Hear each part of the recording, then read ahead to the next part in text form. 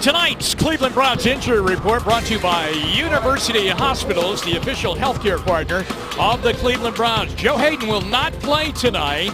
He has got a sore foot. Nothing really a big problem, and they just want to make sure that he's ready to go for the start of the year. Desmond Bryant's had wrist surgery.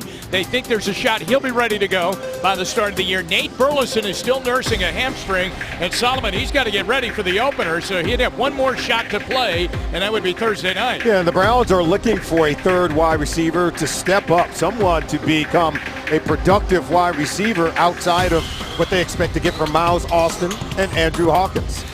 Mike Pettine, first game in Cleveland as the head coach of the Browns. He was here last year, the night that Brian Hoyer tore his ACL. Thursday night game. He was the defensive coordinator of the Buffalo Bills. He was so impressed with Hoyer, and from people that told him about Hoyer and trying to defend Hoyer, that he was disappointed for him when he got injured. He sent him a letter right after that game and said, "You'll be back. You're a tough kid. You're a hard worker. Hard work will pay off." And then months later, he's his head coach. And Mike Pettine, we talked to him about it. He was the then defensive coordinator of the Bills. He said that Brian Hoyer is the kind of player you root for. He has a wonderful story. He's earned everything he's received, including the starting job to be the quarterback for the Cleveland Browns. On the other sideline, Jeff Fisher, head coach, St. Louis Rams, third year, 7-9 last year. Before that, 7-8-1. He needs a healthy Sam Bradford. He thinks he's got a really good defense. He's in a murderous division, though, in the NFC. Everyone in that division has a great defense, do they not? Seattle, San Francisco, even the Arizona Cardinals finished with a really good defense 1 year ago. Billy Cundiff is really in mid-season form. He's having a very, very good camp and doing very well on his kickoffs, and he'll kick it off tonight. Now, that's the uniform you normally see the Browns go with, sometimes on the road, in the white jersey with the brown numerals and the brown pants. The Rams are in all navy blue and gold, and back deep to return is Chris Gibbons, and we're mighty glad to be back home in Cleveland and glad you're with us on a Saturday night, game 3 of the preseason, and Cundiff nails it deep. Gibbons is back, and he takes a foot and puts it back on the outside of the end zone, and it's out of play, and it will come out on a touchback out to the 20-yard line. And here he is, Sam Bradford, ACL tear last year against Carolina. They really feel that if he can stay healthy, they've got enough around him to be really good. And that's the key, if he can stay healthy, where he struggled to do it when he was in college, and last year missing a large portion of the season, in so much that they want to protect him, they use a first-round pick on the talented Greg Robinson. Tonight, you're going to see him penciled in at left guard next to Jake Long. So in the backfield, Benny Cunningham will be the running back, and they bring a fullback, Kadeem Jones, in an offset eye. Motion by Kendricks, the tight end, from the 20, back on first down. Bradford throws, caught over the middle, out to the 24, out to the 25-yard line. Brian Quick on the catch, and it's going to be a 7-yard gain on the play as he is dragged down. Rataba Rubin chases the play down the field. A look at the Rams starting offense, brought to you by your Northern Ohio Honda dealers. To learn more about our aggressive lease options, visit NorthernOhioHondaDealers.com. It's a pretty good offensive line, skilled receivers. They are fast, but they are looking to really put it on the tight ends. They've got Kendricks, they've got Jared Cook, and that's really where they go to the tight end. Second down and short. They give the ball off left side. Cunningham takes it out to the 29-yard line, up near a first down at the 30. Rubin is in on the tackle along with Armani Bryant, and also in there Craig Robertson. The Browns starting defense brought to you by McDonald's. I'm loving it. Boy, Armani Bryant, a kid that last year at this time was getting into preseason games in the fourth quarter, and now he's got a good shot to play a lot. You know, he flashes every day in practice. He flashes in every single preseason game. A former 7th-round pick. This kid is playing himself into the starting lineup. Third down and inches. Motion by the tight end, and here's the give. And they run it right at Phil Taylor, and getting it is Benny Cunningham, and he brings it out to the 32-yard line. A gain of 3 on the play, and a first down for the Rams at their own 33-yard line. Phil Taylor's got to play with greater leverage. Wasn't low enough coming off the ball. He was knocked back a little bit as the Rams were able to get movement up front on that line. I think this is going to be a real good test for the Cleveland Browns defensive line because the Rams offensive line is much improved. First and 10 out at their own 32-yard line. The Rams lost a running back last week, Isaiah P., torn ACL, former University of Cincinnati Bearcat, and he's on IR. Motion by the tight end. Here's Bradford. A little bootleg rollout, chased by Bryant, throws up the sideline into the Browns sideline. Incomplete, intended on the play for Brian Quick. Armani Bryant, number 95, not only can he get to the quarterback, but he can run him down. Yeah, what you love about him, as you take a look left-hand side of your screen, they try to chop him down, but he doesn't go down. He's able to elude the blocker, get back in the face of Sam Bradford, forcing the throw out of bounds. He's very athletic. He moves very well for a big man, and he continues to impress and turn heads in training camp. Second down and 10 from their own 32-yard line. Opening drive of the game. Double wide receivers, top of your screen. In motion there was Kenny Britt. Here's a lot of time, and Bradford fires over the middle and sticks one in there right on the money as he drills the ball into the Browns' 47-yard line. On the catch is Brian Quick, and a gain on the play of 21. Yeah, watch it on the left-hand side of your screen. They're going to catch this one in front of Justin Gilbert, but it's the protection. You allow Bradford to step right up in the pocket. Look, they get it behind Gilbert in front of Leon McFadden. So it's a really good throw simply because the protection was there. That time the Browns defense could not get penetration in the face of Sam Bradford. Nothing wrong with Bradford's arm. First and 10 at the Cleveland 47-yard line. Again, Kenny Cunningham is the running back. He'll get the carry, and he runs inside the Browns' 45-yard line. Taken down on the play by Armani Bryant and Barkevius Mingo, and a gain of 3. Make it second down and 7. Armani Bryant's making every play. Yes. He has a nose for the football. When you talk to Mike Benton about him, he said he's just a natural football player. Look at him come down hard, beating Jake Long, getting across his face. Jake Long is a 7-year veteran out of the University of Michigan. It's spent some years in Miami.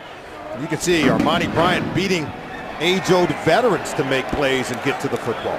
Second down coming up now. Second down and 7. Ball near the 44 of the Browns. Sam Bradford at the controls. Jared Cook in motion.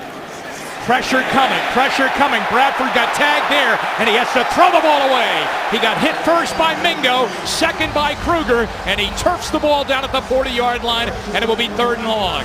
When I asked Mike Benton about Barkevius Mingo, what did he say? Much improved, developing a secondary move. See the up and under to beat Jake Long, getting into the face of the quarterback. Intentional grounding, number 36 was in the area.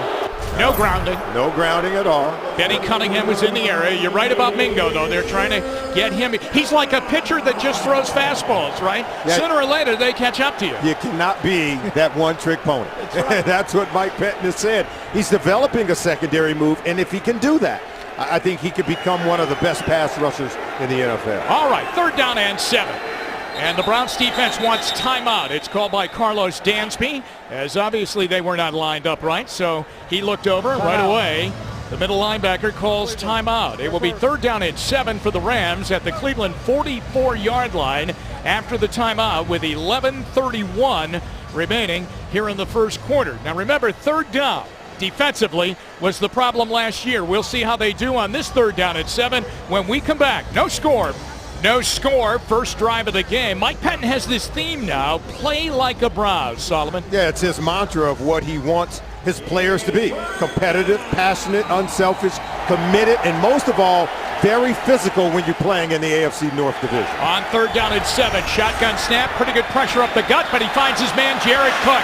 Cook up the sideline inside the Browns' 25-yard line, and the big tight end who once had a career game here in Cleveland as a member of the Tennessee Titans races for a first down. Watch coming across your screen from right to left. He gets underneath Aaron Berry, who's in chase, and you've got to be able to haul him down. You've got to be able to haul down a tight end. Tells you how fast Jared Cook is. And the play comes back. Brad Allen, tonight's referee. Illegal shift called on the Rams on Brian Quick, the wide receiver, wiping out a 21-yard pass play. And it now becomes 3rd down and very long. 3rd down and 12 back near midfield. Here's Sam Bradford. He'll keep 2 backs in with him in the shotgun. 3rd down and long. Bradford up and throws, and that's caught up near a first down. Dante Whitner is in on the tackle after Brian Quick makes the catch, and it looks like he got enough. Tight coverage, but when you don't generate a pass rush, look, 4-man rush, clean pocket for Bradford. He steps in and drills one just before Dante Whitner can get there to make a play on it, and right now I think it's Gilbert just giving up way too much cushion. As a rookie corner, you have to learn to play the sticks. What does that mean? Play the first down marker, because that's where the receiver is going to break off his route. Now they get a first down. The Browns almost jump off. They're at the Cleveland 36. That's the speedy Tavon Austin in motion, but they'll run. It's Cunningham, and it's open, and it's flagged too. There may be a hold in the middle of that line. He goes down to the 29-yard line. He is brought down there. Tashawn Gibson made the tackle. Bradford is walking back like this is coming back. Here's the call. Illegal use of the hands, hands to the face, number 77, offense. Jake Long. 10-yard penalty, first down.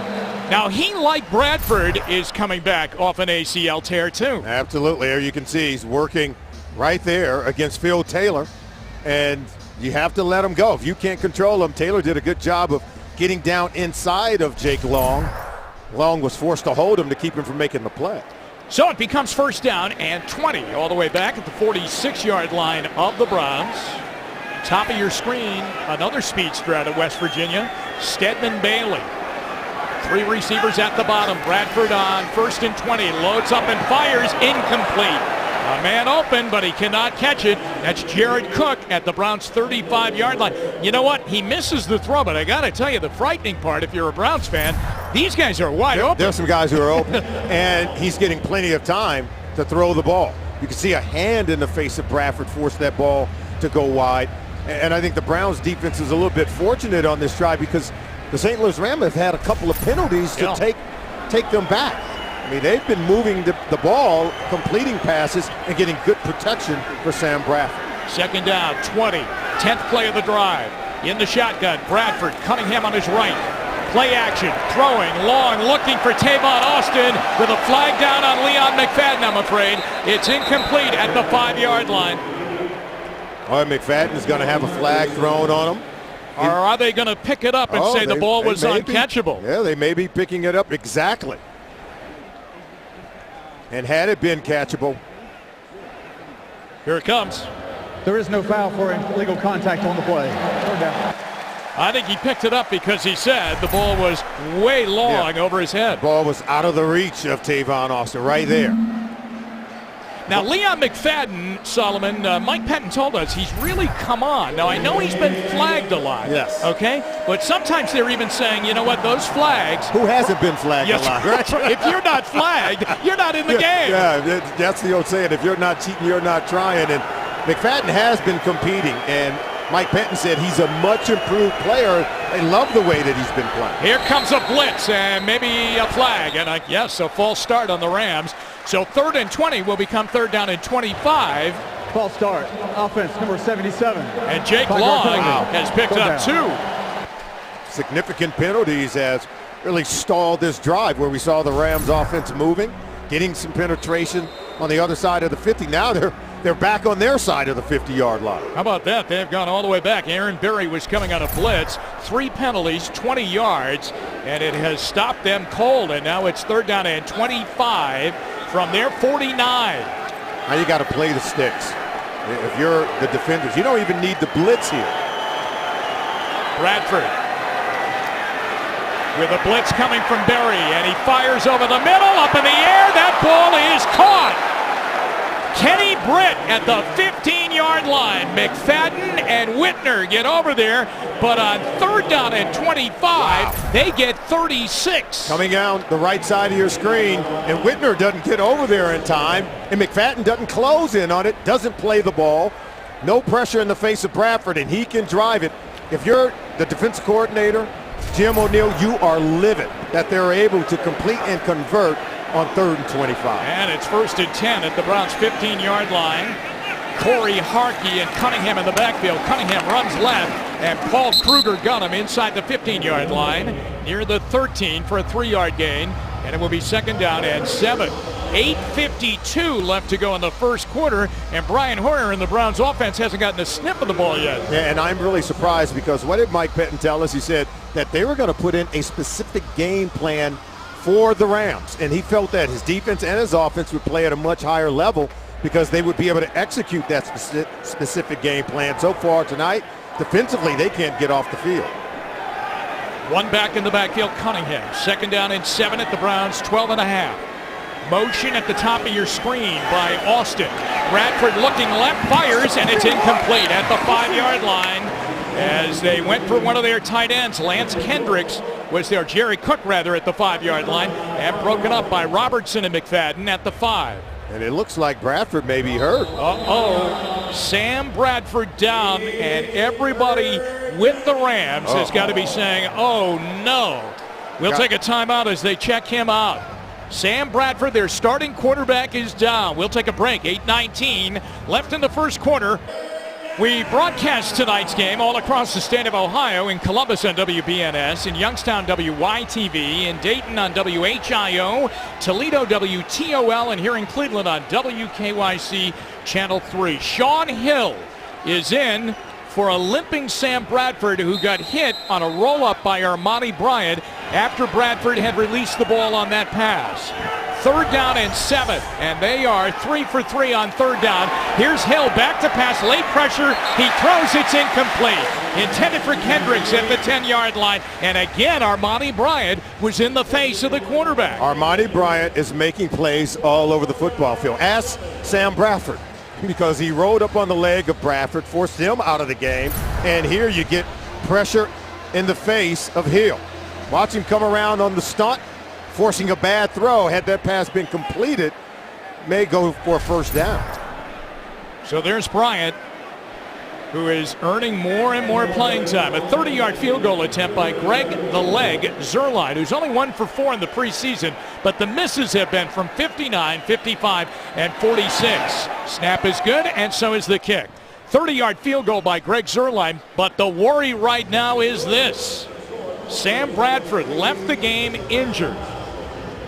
So we'll take a timeout. 8:11 left to go here in the first quarter. St. Louis up 3-0. So the Rams took the opening kickoff, and they go down, and Sam Bradford was dealing a hot hand. He was 4 for 9, 77 yards on the drive until he went out injured, and Greg Zuerlein kicked a 30-yard field goal. And the scoring drive brought to you by Liberty Ford, Ohio's #1 Ford dealer group. Bradford has left and is in the Rams locker room. Wow, and a lot of people in St. Louis must be holding their breath. I think the same for the defense for the Cleveland Browns. I agree. 15 plays on one drive? Yeah. My goodness, they're probably winded. And you know what? A couple of them were 3rd and a half mile. Yeah, that's and right. They got him. That's right. Zuerlein will kick it off. There's Taylor Gabriel. He's been a very, very good player in the preseason, and he may get a shot here. 7 yards deep, he's coming out. He started left, came back right. He's to the 15. He's going to go wide. 20, 25. There's a flag down. And he's down at the 32-yard line. It was thrown back in the middle of the field after he had made a cut over to the near side, and we'll see if the Browns get backed up. Taylor Gabriel, he's looking to make a play. Illegal blocking the back above the waist. Number 33, receiving team. Half the distance to the goal. 1st down. Yeah, they would have been over the 25-yard line out near the 30, and instead they'll go back deep in their own end on the penalty on Jordan Poyer.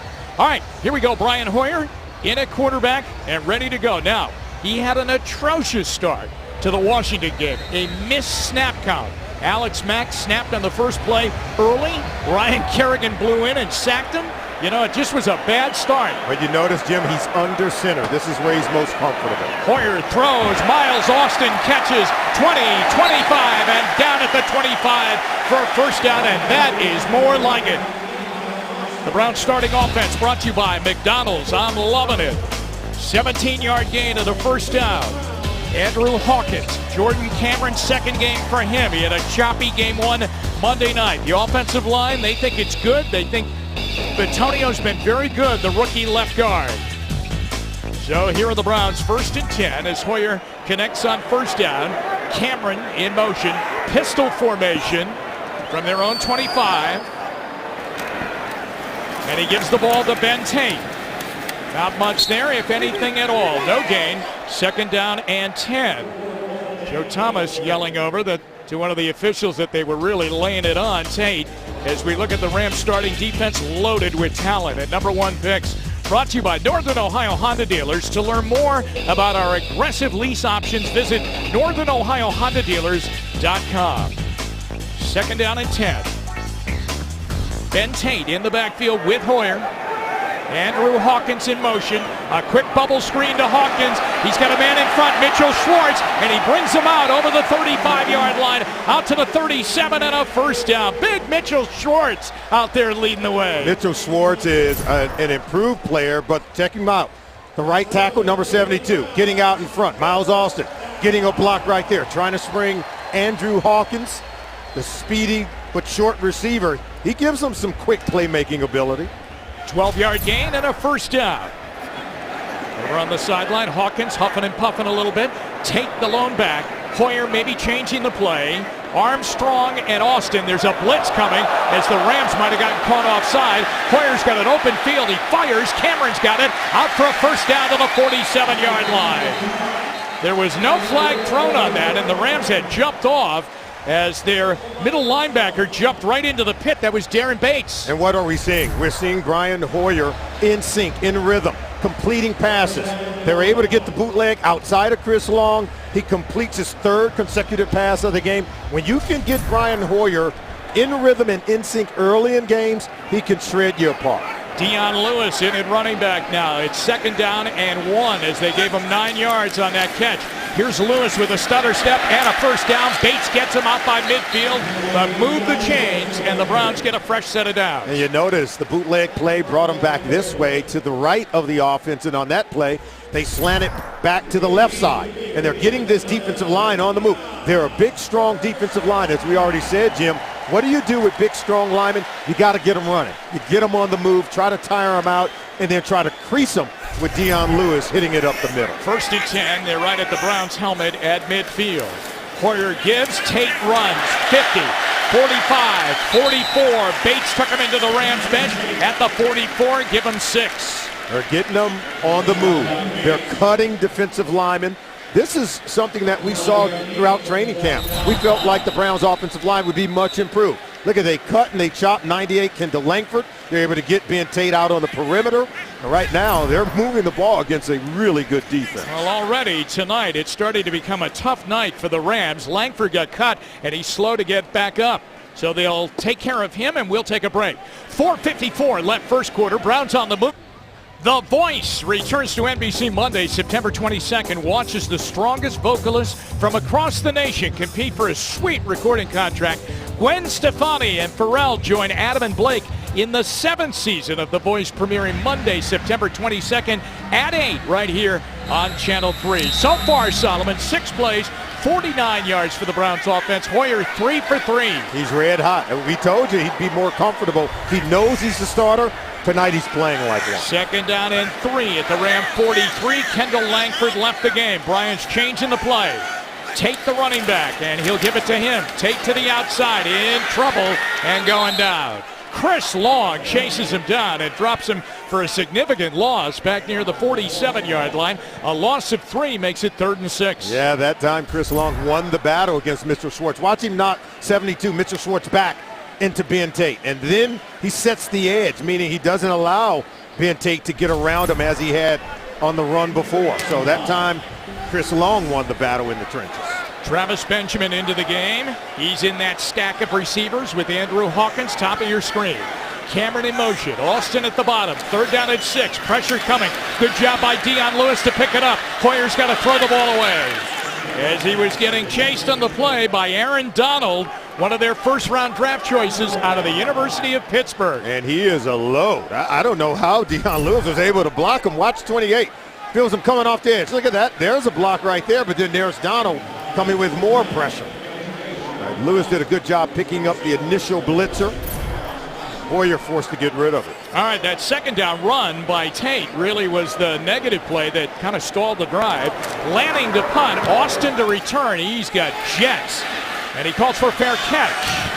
And he makes it with Johnson Botamosi eye to eye with him at the 12-yard line. And a timeout here at First Energy Stadium, the home of the Browns. 3:45 left in the first quarter. The Rams lead on a field goal, 3-0. Back at the stadium, 3-0 Rams. We go down to Dave Chudowski right now. Sideline report brought to you by Chrysler. Dave. Jim, they call this the dress rehearsal, but the Browns in the past have not been dressed for success. Hoyer now the 5th starting quarterback in this 3rd preseason game in the last 7 years. How about Quinn, Delhomme, McCoy, Whedon, now Hoyer? Still no word on Sam Bradford. I'm working on it. Back to you. All right, thanks, Dave. Sean Hill in at quarterback. He relieved the injured Bradford, who is inside in the Rams locker room. Zach Stacy, the running back. He takes it. Ruben got him. Can't put him down. Kruger does. Over the 15-yard line. Out near the 18-yard line. Give him 5. Make it 2nd down and 5. And we have another injured Ram down on the field. And, gosh, I hope this one isn't Roger Saffold, the kid out of Cleveland, from Bedford, actually, from the area. He's just coming back after a neck stinger if it's him. And they can't afford to lose any of their linemen. Take a look at the play right here. Usually when guys are falling around your legs, there it is right there.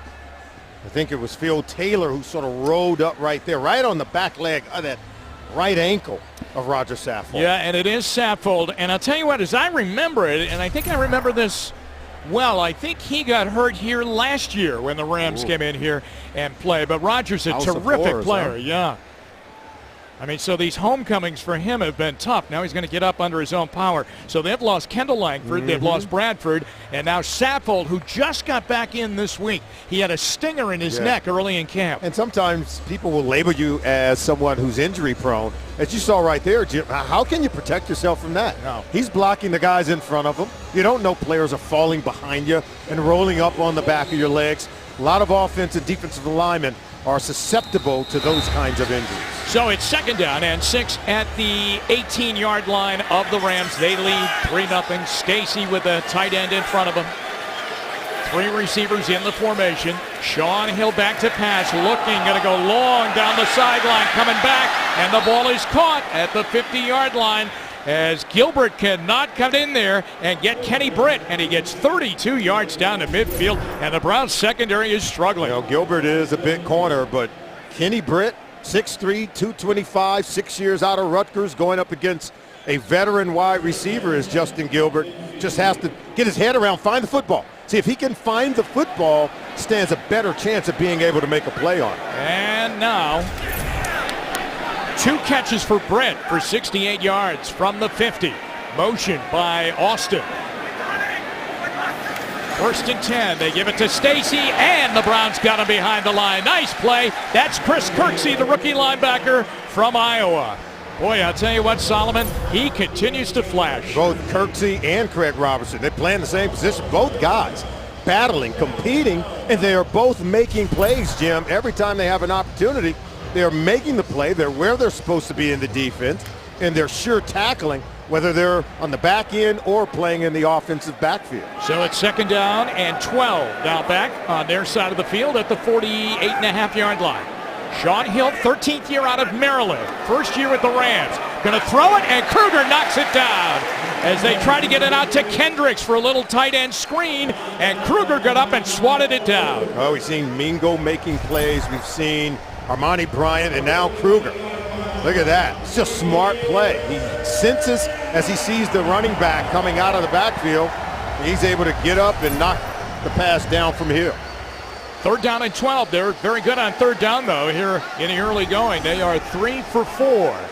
He's going to challenge one of the corners on the outside. And until you stop it, it's going to continue. Stacy's in the backfield with Sean Hill. A lot of cushion being given up on the outside. Hill back, pressure from Kruger, but he again delivers it right in a pocket. And it's caught for a 1st down inside the 40-yard line. And the Rams drive will continue. Jared Cook. Yeah, they're just settling inside the zone. And, you know, Hill is a veteran quarterback, as you mentioned, Jim. Look at the left side of your screen. Batamosi doesn't squeeze, doesn't feel the route. And then you can see there's Kirksey on the outside of it. So give Cook credit for finding the soft spot in the zone, but Batamosi has to do a better job of reading the route pattern and then matching up in the zone. 1st and 10 at the 38-yard line. Not a good start for the Browns defense. Mingo almost jumped off. Hill on 1st down to Stacy, and the Browns get him at the 35-yard line, and they bring him down. Kirksey actually got in there first and blew the play up, and then Dansby got in with Kruger to bring him down. Oh, my goodness. Kirksey, he likes his contact. He doesn't mind running head-to-head into a fullback. Watch this. Corey Hartley, look, he just jams him right in there. They're able to get it stopped, but you got to love the way Kirksey's able to come up and plug the fullback. 2nd down, 7. Bryant helped on the tackle, too. Stacy with Corey Harkey, a tight end. Offset and an offset eye. From the Browns 35 with 28 seconds to go in the quarter. Here's Hill giving, and the run by Stacy, and he's dragged down at the 30-yard line as the Browns get big Phil Taylor in there to get him at the 30, and it will set up a 3rd down and 2. Well, right now, the Browns defense is finding it difficult to get off the field. To win on 3rd down, and we're faced with yet another one here, this one of a shorter variety, but they've allowed the Rams to convert many 3rd and longs so far in the first quarter. 4 out of 5. Yeah, 4 for 5. And it will be a 3rd and 2 when we come back at the end of 1 quarter here at First Energy Stadium. It's the Rams 3 and the Browns nothing. Well, the Browns and Bears collide in the final week of the preseason, and it's only on WKYC TV. Coverage begins at 7 with Building the Browns. Pre-game huddle then at 7:30, kickoff at 8. Browns and Bears only on Channel 3. Jim Donovan, Solomon Wilcots, Dave Chudowski, 3-0 Rams, and they're at the Browns 30-yard line, 3rd down and 2. Kendricks in motion. Sean Hill for the injured Sam Bradford. On 3rd and 2, maybe changing it. The running back into the game is Benny Cunningham. They could take a shot down the field. 3rd and 2, they give Cunningham big hole, 20.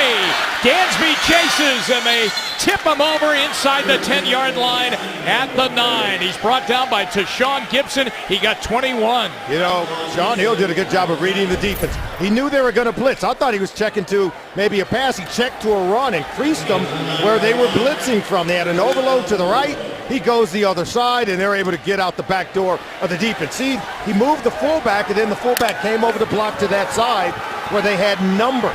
They had more blockers than the Browns had defenders. 1st and goal, now at the 9.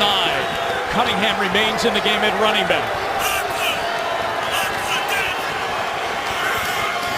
Hill on 1st and goal, takes it, looks, he's looking for Stedman Bailey, and he's smothered on the play by Leon McFadden, and it's incomplete, and it sets up 2nd and goal. Well, you knew sooner or later he's going to take another shot going outside against these corners.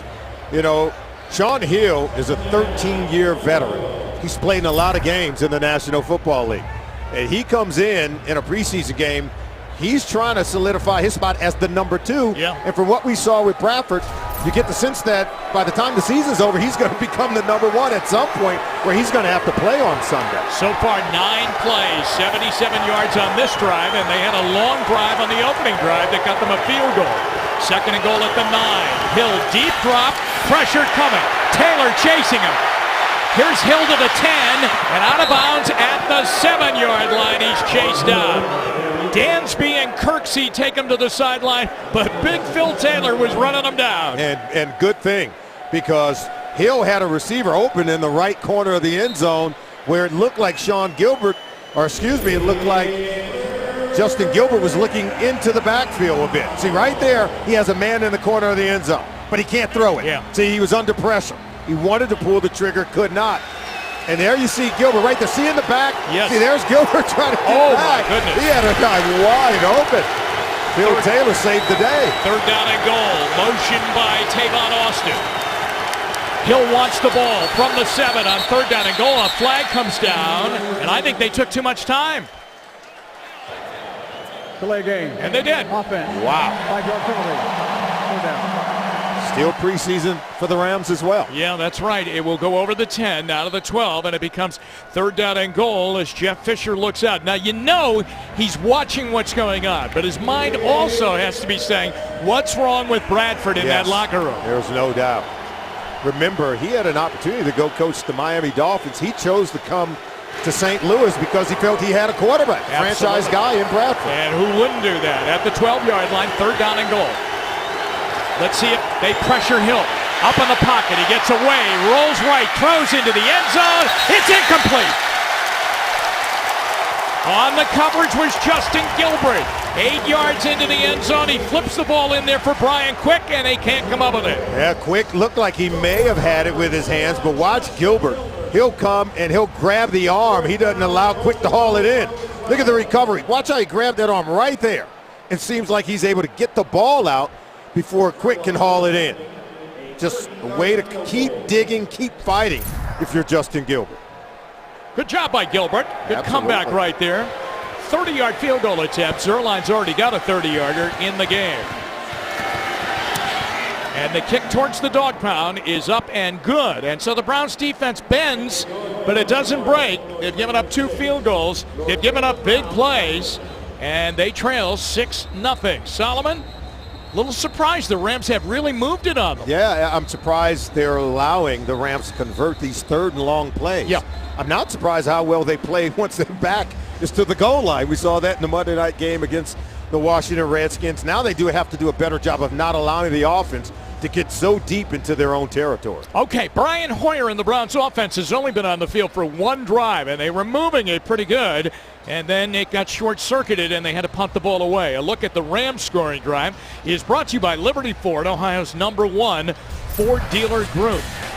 And again, big plays, and most of them on 3rd down. As you got the big throw right there, and then checked into a great run as Cunningham took it for a 21-yard run.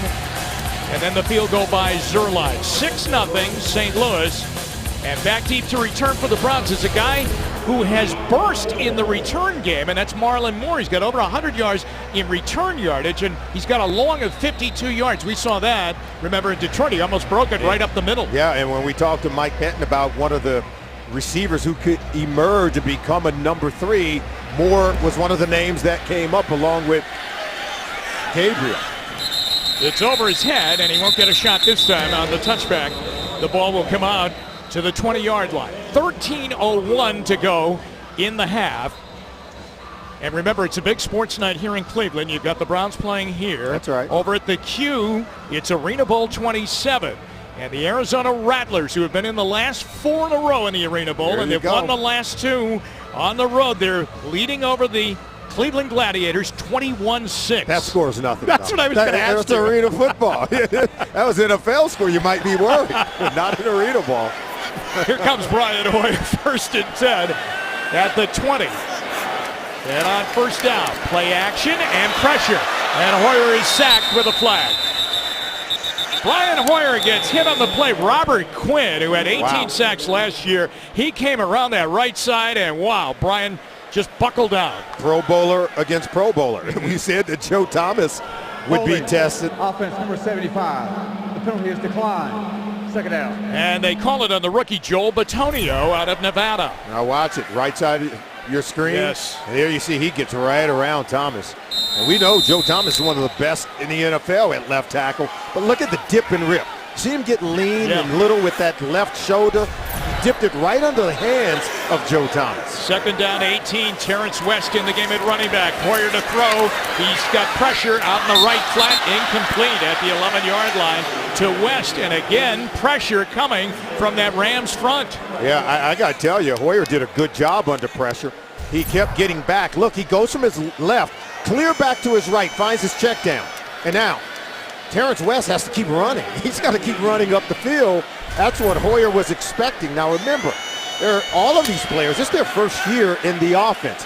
And he's throwing to a rookie, but the rookie, Terrence West, has to continue up the field, and Hoyer's going to hit him right in the breadbasket. 3rd down and 18. They run a draw. It's Dion Lewis. He's in all kinds of trouble, and he'll fight his way out to the 14-yard line, and the Browns do nothing on that possession.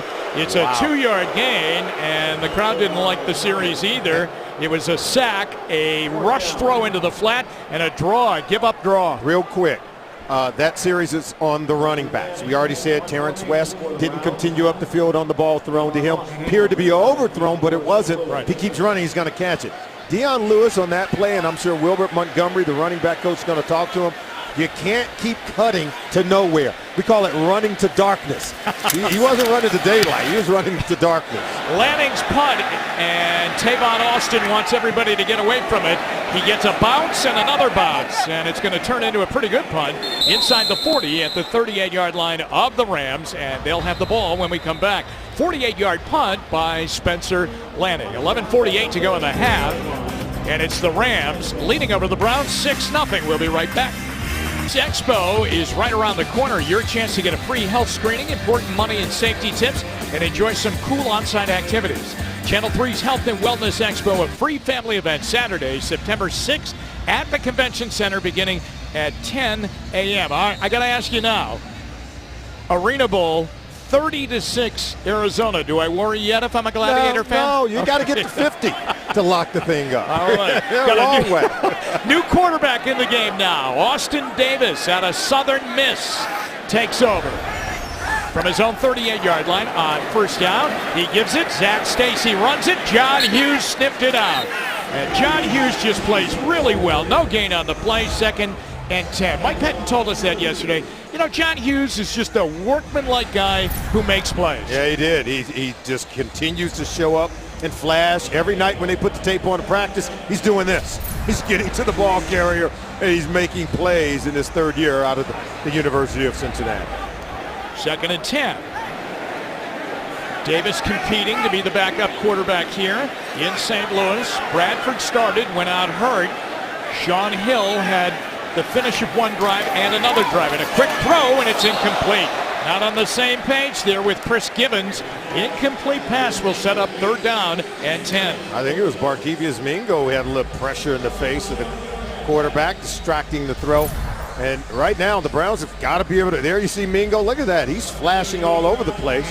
The Browns got to win on 3rd down. 27 plays on the previous 2 drives. Yeah. And right now, this will be, the 30th defensive snap for the players on the defensive side of the ball for Cleveland. That's almost a half a play right now, and it's still early in the 2nd quarter. And it's 3rd and 10. They are 5 for 7 on 3rd down, and a lot of them have been 3rd and lengthy. And a blitz coming right up the middle. Here comes Dansby. Got him! Back at the 25-yard line. Carlos Dansby with Jabal Sheard. How about that? Jim O'Neill dialing up the A-gap blitz. Watch him come around. Jabal Sheard takes up the center, clears the path for Dansby. All you got to do is don't whiff on the quarterback. Yeah. And I tell you right now, a lot of linebackers are sitting in the room. Keep your feet, make sure you shore that tackle up, and you come away with a sack. That was just a wonderful design by the coordinator, Jim O'Neill. Johnny Hekker is in to punt. Travis Benjamin is back to return. Hekker hits it right down the middle. And now angling left. Here's Benjamin, catches at the 16. Watch him go. He's going to go wide. Watch him go again to the 25, 30, 37-yard line. Man, is he fun when he's returning for you, not when you're covering against him. He can fly. We saw that green grass. I thought he might even be able to turn the corner. Yeah, 60-yard punt and an 18-yard return. Now, he got really hit in the game on Monday night when he tried to catch a pass over the middle against the Redskins, so it's good to see him back out on the field so quickly. All right, let's see if we can get this thing going here. Yeah, Hoyer, he's got 10 minutes to work with. Take the time, continue the tempo and rhythm we've seen, and his running backs and receivers have to play well around him. Marquise Gray, fullback. Terrence West gets the handoff, and it's open to the 35, to the 36. And out near the 37-yard line, a gain of the play of 4, and make it 2nd down and 6. Wasn't that a good-looking play? Yes. I mean, just great ball handling by the veteran quarterback. Hoyer, look, fake the throw, look, twirl around, right in the belly. Timed it up perfectly to Terrence West. It's a great design of an offensive play by the coordinator, Kyle Shanahan. Ray Armstrong, the linebacker, made the tackle. 2nd down and 6 from their own 37-yard line. Hoyer, toss sweep, and West cuts it back. And I think he might have danced a little bit there, what you were talking about. You know, dancing and thinking and dancing and thinking, got him no gain. Yeah, he tried to do that one cut and get it up inside. Got to tell you, I saw a lot of white jerseys on the offensive line down the field with blue jerseys getting by them. Yeah. And you have to be able to stick to blocks, and West have to, as you mentioned, be more certain and more assertive in making that cut and getting downhill to the 2nd level. 3rd and 7, and they're 0 for 2 on 3rd down. Benjamin and Hawkins up at the top of your screen. Austin down at the bottom. Hoyer from his own 36. Back, looks, time, throws. Hawkins caught it. Up near a 1st down. He got the 1st down at the 43.5-yard line.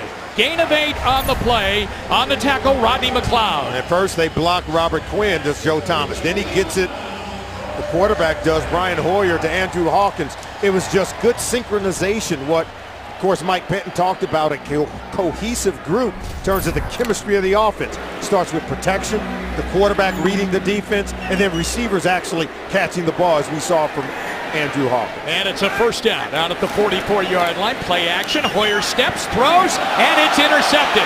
Picked off by the linebacker, Alec Ogletree out of Georgia. He's to the 30. John Greco got him inside the Browns 30, up near the 27. So Hoyer throws his first pick of the preseason, and the Browns offense reports to their sideline, and the Rams get it back. Yeah, and look, you go play action. He wants to throw it. He's looking, staring it down the whole time. Ogletree was there. You've got to be able to see him if you're Brian Hoyer. What that tells me is that Hoyer was committed to making that throw one way or another. Didn't necessarily read the defense. He knew where he wanted to go and just fully committed to making the throw. So, an interception right there by Alec Ogletree. Chris Kirksey into the lineup late. 1st and 10 Rams at the Browns' 28-yard line. Cunningham in the backfield. Here's Davis on a bootleg rollout. Sheared on him, and he throws the ball, and it is dropped. Justice Cunningham, the tight end, drops it at the 31-yard line. Sheared was coming right up on the belly of Austin Davis, the quarterback, and it's 2nd and 10. Wow, I don't know if he drops this one. Yeah, there are some Browns who are closing in, but look, got to be able to make that catch. But I'd like to believe the Browns had 3 defenders and only 1 potential blocker in front of Cunningham. How about this? Plays across the 50. In other words, in the other guy's territory. Yeah. St. Louis has 18. Yeah, The Browns have 1. Wow. 2nd down and 10 at the Cleveland 28 after a Hoyer interception. Motion by the wide receiver, and I think a flag coming up on the Rams. Like False start. movement on the left tackle. Yep. False start. Offense, number 70. 5-yard penalty. 2nd down. Brandon Washington. Absolutely. Trying to get an early start. You know, Mingo is so quick. He looks more confident. He's making plays all over the place. He and Armani Bryant, I'm really impressed with many of the members of this defense. I know they're not getting off the field in the customary fashion, but there are some individual performances right now that have caught my eye. 2nd down, 15, back over the 30. Davis on a give. It goes to Cunningham with a flag down. Whitner brings him down at the 30-yard line with help from Phil Taylor, and I think it's holding on the Rams. Yeah, Taba Rubin. It takes 2 guys to block him, and even they can't get him blocked without holding him. So our referee, Brad Allen, will sort it out. Here it is. Holding. Offense, number 61. 10-yard penalty. 2nd down. That's on the center, Tim Barnes, who comes in and relieves Scott Wells. 6 penalties on the Rams. Yeah, watch him against 71. See, Taba Rubin beats him with the rip, and then he's holding him, takes him to the ground. Taba Rubin, big guy who can move so well. He's athletic and powerful all at the same time. Now it is 2nd down and 25 back at the Cleveland 43. Davis, play action. Lobs it over the middle. Caught by the running back Cunningham, and then he in turn got caught by Chris Kirksey at the 37-yard line, a gain of 6. You can watch a Taba Rubin on just about every play. And what did Mike Benton tell us? He said most nose tackles in a 3-4 defense, they can just hold their point. He said this guy does so much more. Yeah. He gets penetration into the backfield. He gets into the face of the quarterback and makes the runner uncomfortable. He makes the passer, the quarterback, uncomfortable. Mike Benton knows he's got a player in a Taba Rubin. So Austin Davis from the 37 of the Browns at quarterback, 3rd down and 19. Play action, plenty of time. Throws to the middle, that's caught over the middle.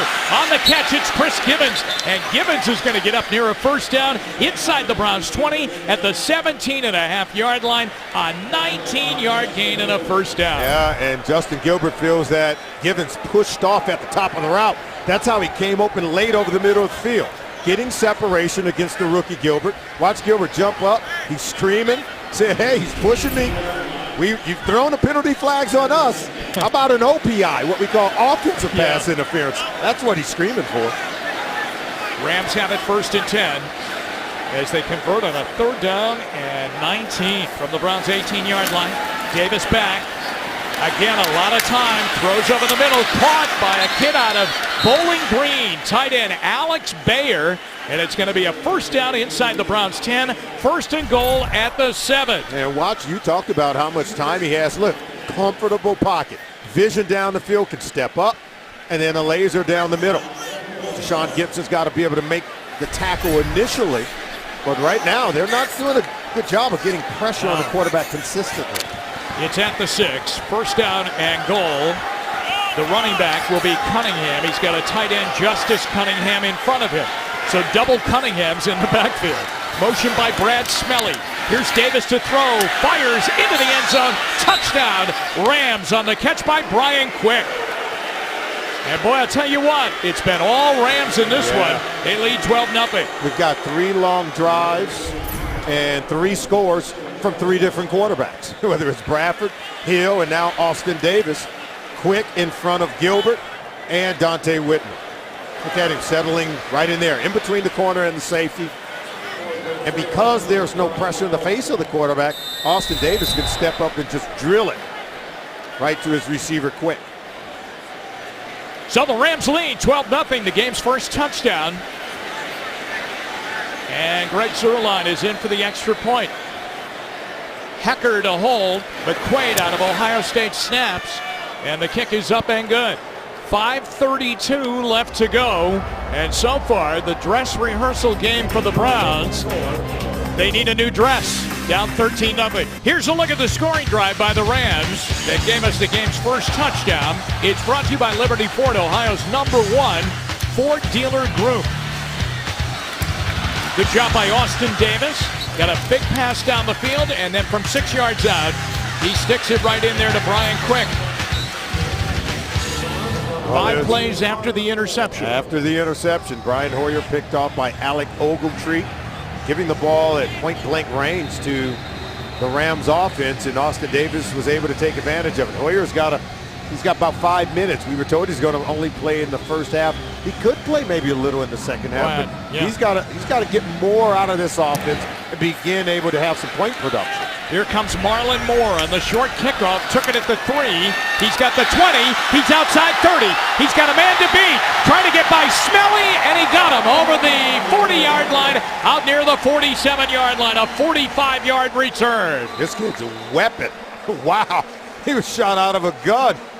Boy, what a nice return at a timeout. All right, with field position, the Browns will get the ball. 5:25 to go in the half. St. Louis leads 13-0 Rams lead. Injury update now on Sam Bradford, the Rams quarterback, with Dave Chudowski on the sideline, brought to you by Chrysler. Dave. Yeah, Jim, not good for Sam Bradford right now. The Rams have confirmed to me that he left the game with a left knee injury. He will not return. Roger Saffold was getting his right ankle iced. He has a history of that. Back to you. All right, not good news for the Rams at all. Here comes Terrence West on the run. He's to the 50 with a flag down. He's to the 43. He's to the 40. 35, 33-yard line when he finally went down. But there is a flag in the middle of the field, and 3 Rams down on the play. Wow. The cut blocking starting to wear down some of these Rams defenders. Offense number 75. Oh, that's the second holding call on Joel Bitonio, the Browns rookie. And this is an excellent run by Terrence West. He committed, not going down. There was no dancing there. Yeah. 2 Rams down. One of them is their starting defensive corner, Tremaine Johnson, and another one up by midfield. Take a look at this. Now watch him from the time he sticks that foot in the ground. Look, he commit right there. See, now he's committed, pressing the hole, getting to the second level. And look, he wants to cut it back, but then as they start to close in, he's running to daylight right there. Much improved. We'll take a timeout and check on the injured Rams, and that's plural. 5:16 left to go in the first half. Rams 13, Browns nothing. All right, 2 Rams injured on the play. One of them was their big defensive lineman out of LSU, Michael Brockers, okay? But this one is more significant right now. Tremaine Johnson, one of their starting corners, and he's going to go on the cart. Now, we've got to look at what happened to him, and he got caught up in the wash, as they say. Yeah, one of his own guys who's coming, attempting to tackle Terrence West. But look, the helmet on that left knee there. Ooh. Yeah, that doesn't look good at all. You hate to see that.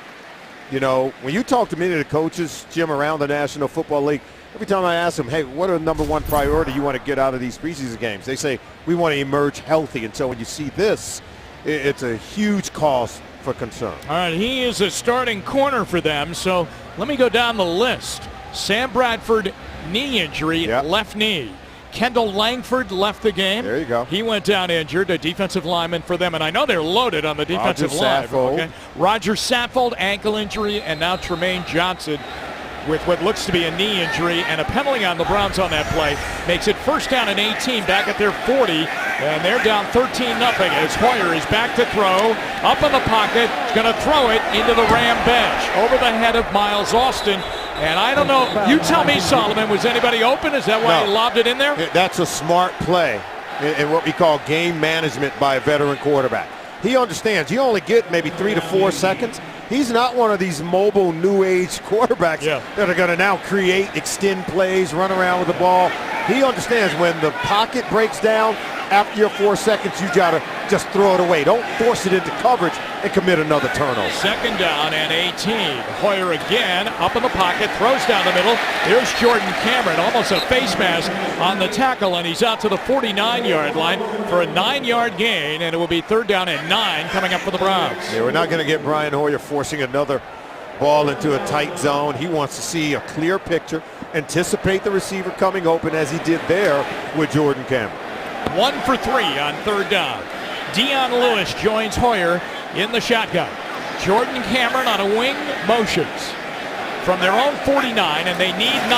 Hoyer short drop throws, and Austin can't handle it up at his ear hole at the 45-yard line. He had open field, and it's fourth down. Hoyer wishes he had that one back. You got to put this on the front of Miles Austin. I got to tell you, though, Jenkins was closing in. That ball, you say, well, it should have been caught, but it's thrown hard and behind the receiver. But if you're Miles Austin, you'd like to see him adjust to the ball a little bit better. Spencer Lanning into punt back at his 35-yard line. Jason Beltung is back to return for the ramp. High snap. Lanning got it, and then he got it out of there. Beltung to his right at the 10. At the 15, and down he goes on the hit right there as the Browns race down and make the play. Coming down, Craig Robertson, the linebacker, got him. 41-yard punt and a 7-yard return. Well, I got to tell you, Solomon, this is disappointing on the Browns' offensive side. We looked for rhythm, and on the opening drive, there was a little rhythm, and then it stopped. And now it's been really a big stop as Brian Hoyer tries to sort it out. Here's what they've done on their drives. Punt, punt, interception, punt. Yeah, that's not what you want if you're Brian Hoyer. You're just named the starting quarterback. You want a productive offense where you're putting points on the board. So far, they have not been able to do it. And then when you turn the ball over, it worsens the situation. This is Trey Watts. Watts carries out near the 20-yard line. Remember his dad? J.C. Watts. I do. Quarterback at Oklahoma. Played against him in college. Yeah. He was a great one at Oklahoma. And he served our country well, too. Yeah, he's in the House of Representatives. There you go. So the ball comes out to the 20-yard line, a gain of 3, second down and 7.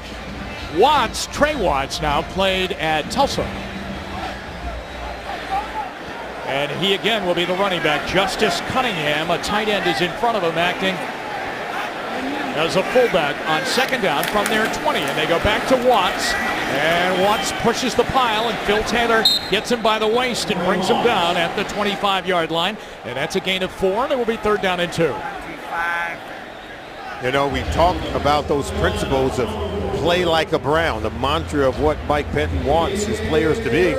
Competitive, passionate, unselfish, committed, and physical. We've seen the defense play physical. I can tell you right now, Taba Rubin, he's playing very well. Amani Bryant playing very well. The defense isn't getting off the field, but the offense, they're not producing. And so they have to continue to fight, see if they can get it turned around. Third down and 2 over the middle. That's caught, and a missed tackle out to the 40. 45 running away is Chris Gibbons. Gibbons to the 20. Gibbons to the 10. Gibbons leaps into the end zone. Touchdown as Dante Whitner couldn't get him at the 2. A 75-yard little pass that turns into a huge play. This is Justin Gilbert all the way. Coming across the field. See, Gilbert's got to make the tackle. It's okay he made the catch, but you've got to tackle Gibbons because look at that. The veteran Whitner can't catch him. He just can't catch him. Speedy Gibbons is going to pull away. Now, Gilbert had to come underneath the trash just to clear it, but because you get knocked off your course in coverage, you still have to be able to make that tackle and can't put it on the safeties to run down the speedy Givens. Boy, what an atrocious first half. Yeah, that's by the Browns. about just about discipline and experience for Justin Gilbert. He had to come underneath the traffic, gave him a poor angle in coverage, but you could see he still had an opportunity to come away with the tackle there. Now, incidentally, because this is the third week of the preseason, we're back to the regular point after, and Zuerlein puts that through, and the Rams lead now 20-0 over the Browns with 2:48 to go in the half. And now they're giving up big plays, Jim. We saw the big running play on the previous possession, and now the big pass play to Givens. And so the missed tackle turns into a 75-yard touchdown. Total yards in the game. How about this, Solomon? St. Louis 280 and the Browns 63. Oh. Here's a look at the scoring drive brought to you by Liberty Ford, Ohio's #1 Ford dealer group. Givens 75 yards on the catch and run. And there's the description of the drive. And you remember I counted all those number of plays. I said they played nearly a half, and mostly the first and halfway through the second quarter. You have to wonder if the number ones on defense starting to get a little tired after playing so many snaps in the early going. Good point.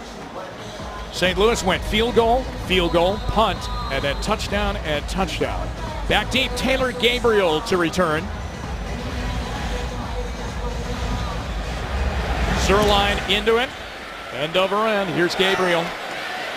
5 yards in, coming out. Oh, there he goes. He's to the 30. He's to the 40. Taylor Gabriel is going to get dragged down inside the 40-yard line. Marcus Roberson saved a touchdown. A 70-yard return. And finally, Hoyer gets to have some snaps on the plus side of the 50-yard line. Look at Gabriel. Talking about trying to become that third receiver in the rotation. This is how you win a job in the National Football League. Make plays on special team. We hear it time and again. And he and Moore, they're returning kicks and making plays for this football team. 68-yard return by Taylor Gabriel. Incidentally, tip of the orange helmet there. Chris Ogbonnaya gave him a great block to get him loose. Miles Austin in motion. Hoyer, quick screen. Here comes Hawkins. Hawkins inside the 35, and he's going to get whipped back there. Wow, and then the Rams, about 9 of them, throw him down to the ground. Gain of 4.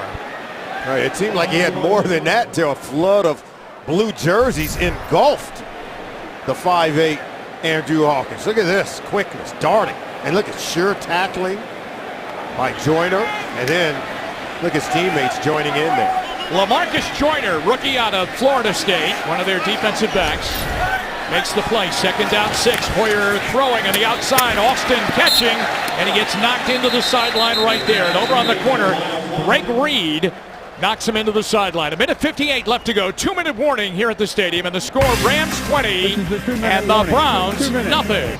All right, let me set the table for you. 20-0 Rams. 1:58 to go in the half. 3rd down and 1 at the St. Louis 28-yard line. Here's Terrence West. Good block by Gray to the outside and then to the sideline. And he got a 1st down. Marquise Gray gave him a nice block to shoot him around the corner. He got 6. Wow, Marquise Gray going up against LaMarcus Joyner. And look, Marquise Gray gets knocked back, but at least he doesn't allow Joyner to make the tackle. He sets the edge for Terrence West to get a positive gain. And a 1st down at the 22. The Browns have 2 timeouts left. Down 20-0. Brian Hoyer trying to get them in. He has not gotten a touchdown so far in the preseason. Dion Lewis in the backfield with him. Hoyer, quick throw, and it got knocked down at the line of scrimmage as he tried to hit Miles Austin in a slant at the 20. That one was knocked down. Looked like he had Austin. Austin was going to be able to get a catch and run, but watch Maurice Alexander, number 31. It looked like a couple of Rams. 31 Alexander, and looked like number 50 Ray Armstrong was able to get a hand on it as well. 2nd down and 10 with 1:49 to go in the half. Cameron comes in motion. Hoyer from the 22-yard line of the Rams. Steps, throws. Anthony Armstrong slides underneath and makes the catch down to the 15-yard line. It's a gain on the play of 7. 3rd and 3. Clock runs with 1:37 left. First time they've been in the red zone. Armstrong comes over the middle. Hoyer eyeing him the entire time. 3rd down from the 15. He's got it. He throws quickly, and Hawkins down on one knee. Made the catch. He's got a first down at the 7, and it's 1st and goal. You know, Hawkins is a phenomenal player. And this is a guy that he's a fighter. You see him, he's so quick. The other wide receivers call him an angry competitor. Even in practice, you know, he's always got that serious look on his face. He's working, hustling on every single play, and he's a tough guy to cover in space. All right, it's 1st and goal at the 7. A gain of 8 on that pass. Motion by Hawkins. Lewis in the backfield. Hoyer underneath center. A stretch handoff. Dion Lewis to the outside, and a juke to the inside, and he got it down to the 5-yard line on a gain of 2 on the play. In on the tackle, the middle linebacker, Darren Bates.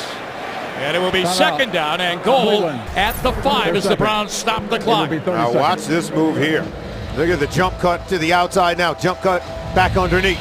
And so he's able to at least press the line of scrimmage after getting outside initially. You know, you have to be careful if you're Lewis with making too many cuts. Yep. This is the reason why guys like Mike Shanahan, the father of Kyle Shanahan, instituted that style with Alex Gibbs of one cut and go downhill. We're going to predetermine it for you. We're going to take all that dancing out of it and say just take one. You get one cut, and then you've got to go because our offensive linemen, the big guys, are up front blocking. They can't have you dancing in the backfield. 41 seconds left in the half. 2nd down and goal. Now Hoyer will go empty backfield as he puts Lewis out. Top of your screen from the 5. Brian back, looking up in the pocket. Fire! Touchdown! It's Andrew Hawkins!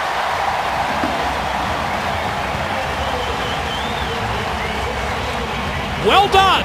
Finally into the end zone. He's a worker. This is a guy, remember he finished runner-up on that reality TV show, 4th and Long, hosted by Michael Irvin. I talked to Michael Irvin. He said that Andrew Hawkins is one of his favorite players. He said he really should have won the contest, but he said Jerry Jones wasn't going to sign a 5'8" receiver. He said, I wanted to give him the award. But he found his way into the National Football League anyhow because he's making plays like that. That's his 5th catch of the night, 36 yards and a touchdown. And Hoyer's got to be feeling better as Billy Cundiff puts it through. And with 37 seconds to go in the half, Brian Hoyer and the Browns get in there, and a lot of work done by little number 16. But remember, the big return by Taylor Gabriel of 68 yards got them right down the field. So we'll look at the scoring drive, as always, brought to you by Liberty Ford, Ohio's #1 Ford dealer group. Wow, that's huge for Brian Hoyer. A lot of confidence for him and the entire offense. You know, they have been much maligned because they haven't produced a whole heck of a lot, and they were ready to go in the half, shut out. After a lackluster performance in the first quarter. And for most of the second quarter, they were able to get good field position, and they put something together, and Hoyer gets them into the end zone. All right, I think Hoyer's talking to Miles Austin about that slant that they missed on right there. Anyway, Brian's numbers perk up. Touchdowns do that for you, right? That's right. It helps. 10 for 16, 84 yards, and a touchdown and an interception in the game. So he gave one away, but he gets one back. And he had come in, he was only 8 of 20, completing 40% of his passes in the previous 2 games. And you can see as the game goes on, he settles in with this #1 offense, and I think Brian Hoyer is going to be more than okay. Billy Cundiff kicks it away. Justin Beltung times it, and here he comes from 4 yards in. He's to the 10, and they get him over the 15 at the 16-yard line. Well played. Anthony Armstrong got down there. Marlon Moore and Poyer and Bonamosi were down there too. And so the Rams have it with 32 seconds left to go. They lead, but in many ways they've lost tonight. They lead on the scoreboard, and they lead in big plays, but they've lost big-time personnel. We take a look at the quarterback stats brought to you by First Energy, proud to be your hometown team. Here's what Hoyer's done on the night. Sam Bradford left early, first drive of the game, left knee injury. They've lost an offensive lineman, a defensive back, another defensive lineman, 2 defensive linemen, and they're going to run the clock out. Yeah, Hoyer's been good. Like to have the interception back though, because it led to 7 points for the Rams. Yeah, absolutely. That's going to do it here in the first half. Brian Hoyer goes in. Now we wonder, will he come out and play a little bit more in the third quarter? Or is it the Cleveland debut? And by that I mean setting cleat on Cleveland soil of Johnny football. We're going to see a lot of them in the second half. I would suspect, and I'm only guessing because Pettine said that we may see Hoyer come back out at the beginning of the second half, that we may see him for one more series, but it's going to be mostly Johnny in the second half. Well, it was mostly Rams in the first half, but the Browns got going with a late touchdown Hoyer to Andrew Hawkins from 5 yards out. Halftime here at the stadium, and the score, the Rams 20 and the Browns 7. Dave Chudowski has the halftime show coming up when we return. Probably not what you were hoping to see out of him. No, not at all. It was some basic things. I mean, we got to play smarter, just better situational football, awareness of the down and distance. 7 for 10 on third down, that's unacceptable. We're just way too inconsistent there. Okay, talking about the offense, you get in the end zone before the half, that's a good thing, but overall your thoughts on Brian Hoyer?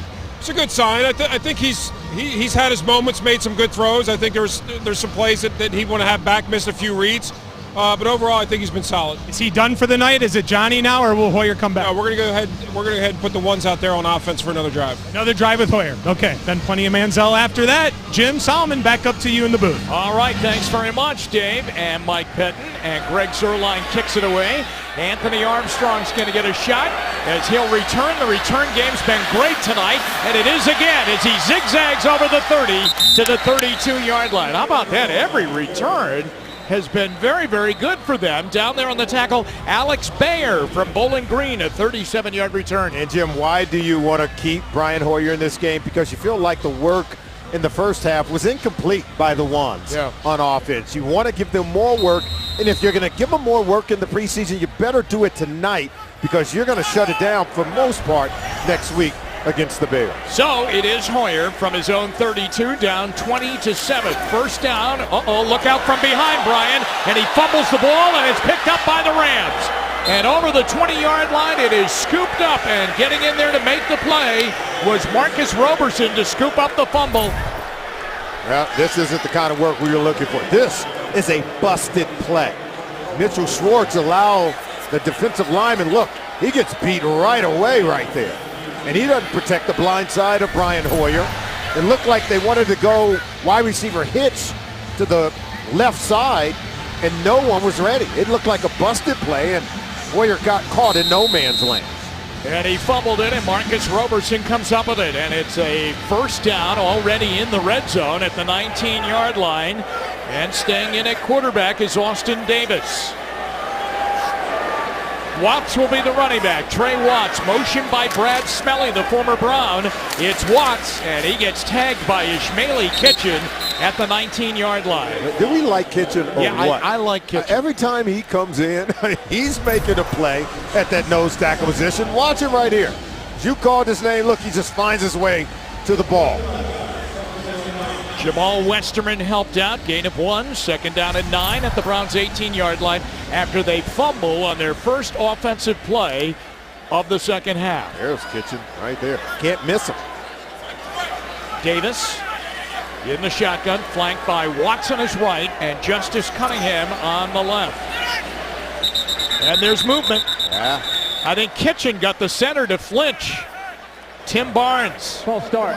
Offense number 61. And it was, 5-yard penalty. It was a hard count by Austin Davis, and he forced his center to move, and Kitchen didn't move at all. Ball goes over the 20, back to the 23. They get second down and 14. 1 minute into the second half and third quarter. 20-7, the Rams in front on a very choppy night for the Browns offense. Gibbons, top of your screen. Stedman Bailey down at the bottom. Back to pass, looking, throwing, and it's caught. Bailey's got it at the 15-yard line on Justin Gilbert. And I think there are going to be better games for Justin Gilbert, but tonight he's getting a real rough go. Yeah, he's not using proper technique, staying in the hip of the receiver. He was overrunning it on that play at the bottom of the screen, and then there's separation as there was Bailey coming back to the ball. Gilbert not able to fight and win at the point when the ball is delivered. Third down and 5 at the Cleveland 14-yard line. Snap taken, ready to take it. Austin Davis drops back to throw, got a man open. It's Watts. He gets taken down by Kirksey, but he's up near the first down at the 8-yard line. Kirksey was right there on Trey Watts, but it's at the 8, and it's going to be first and goal. Yeah, and Kirksey did a good job because he gets picked. So they screened him. It was a lot of trash. He had to go over the top, and so that created space, but he's able to make tackles in the open field and still get his man on the ground. That was just a real solid play by Kirksey. First and goal, Rams have it at the Cleveland 8-yard line. Gibbons and Bailey up at the top of your screen, the wideouts. They give the ball to Trey Watts. He dances left and right. He's inside the 5, down to the 3-yard line, near the 2. As he skips through there, and the Browns on pile right there, a gain of 6. He was kind of hopping around in the backfield, and when he was tackled, it's almost as if they knocked him forward a bit. See right there? As Robertson comes down, should have had him, but there you see, he's tackled finally, but still moving forward for positive gain. Second down and goal, Justin Staples, the Illinois product out of St. Ed's High School. Finally brought him down. Cunningham and Watts in the offset eye. Watts now going to leave the backfield and come out to the near side. Back is Davis into the end zone, and it's dropped by Stedman Bailey at a touchdown and couldn't put it away. I got to tell you, Gilbert did a wonderful job. He recovered. He was beat initially, but you have to give him credit for staying with it. Watch him come and poke this ball out just before the receiver can haul it in. Look, caught, not caught. Wow. He gets that left hand in there and digs it out as well as anyone. Now, this is just recovery. I like what I'm seeing from Gilbert because, as you mentioned, he's not covering the best tonight, but he hasn't lost his spirit. He has not lost his competitive edge, and you saw it on that play there. Third down and goal at the 2. The Browns crowd the line. Watch the running back. Davis throwing into the end zone, and that's going to be wide and incomplete.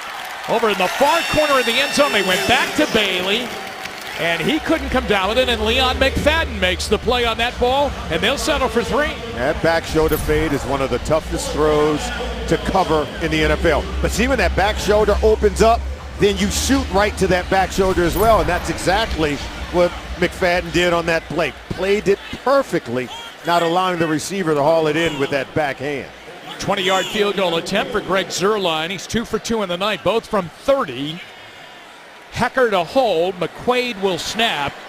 This is after a Cleveland fumble, so this would be points off a turnover as Zuerlein bangs that one through in the dog pound end of the stadium, and the Rams go up 23-7.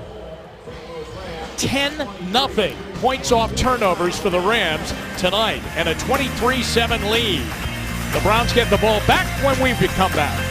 7, St. Louis, as they get a short field on a fumble by Brian Hoyer on the first play offensively of the second half. Marcus Roberson picked it up. They turned that into a field goal, and the scoring drive brought to you by Liberty Ford, Ohio's #1 Ford dealer group. And Jim, more than half of St. Louis, 43 offensive plays have been played on the Cleveland Browns side of the 50-yard line. How about that? That's putting the defense in a very tough spot.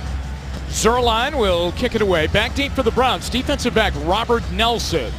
Now the Browns have been great on returns here tonight, but they won't get a shot this time. Zuerlein puts it right out of the end zone, and the ball will come out to the 20-yard line. Let's take a peek in on Arena Bowl 27 and get a score. Oh, 50. Now I'm worried, Jim. now I'm worried. Now Solomon, when it was early and it was like 20-6, Solomon said, hey, that's nothing, but 58-13's raised your eyebrows. Yeah, you get to 50, the door starts to slam shut. Arizona would three-peat if they win that one tonight. All right, it is still Brian Hoyer, and it is Terrence West.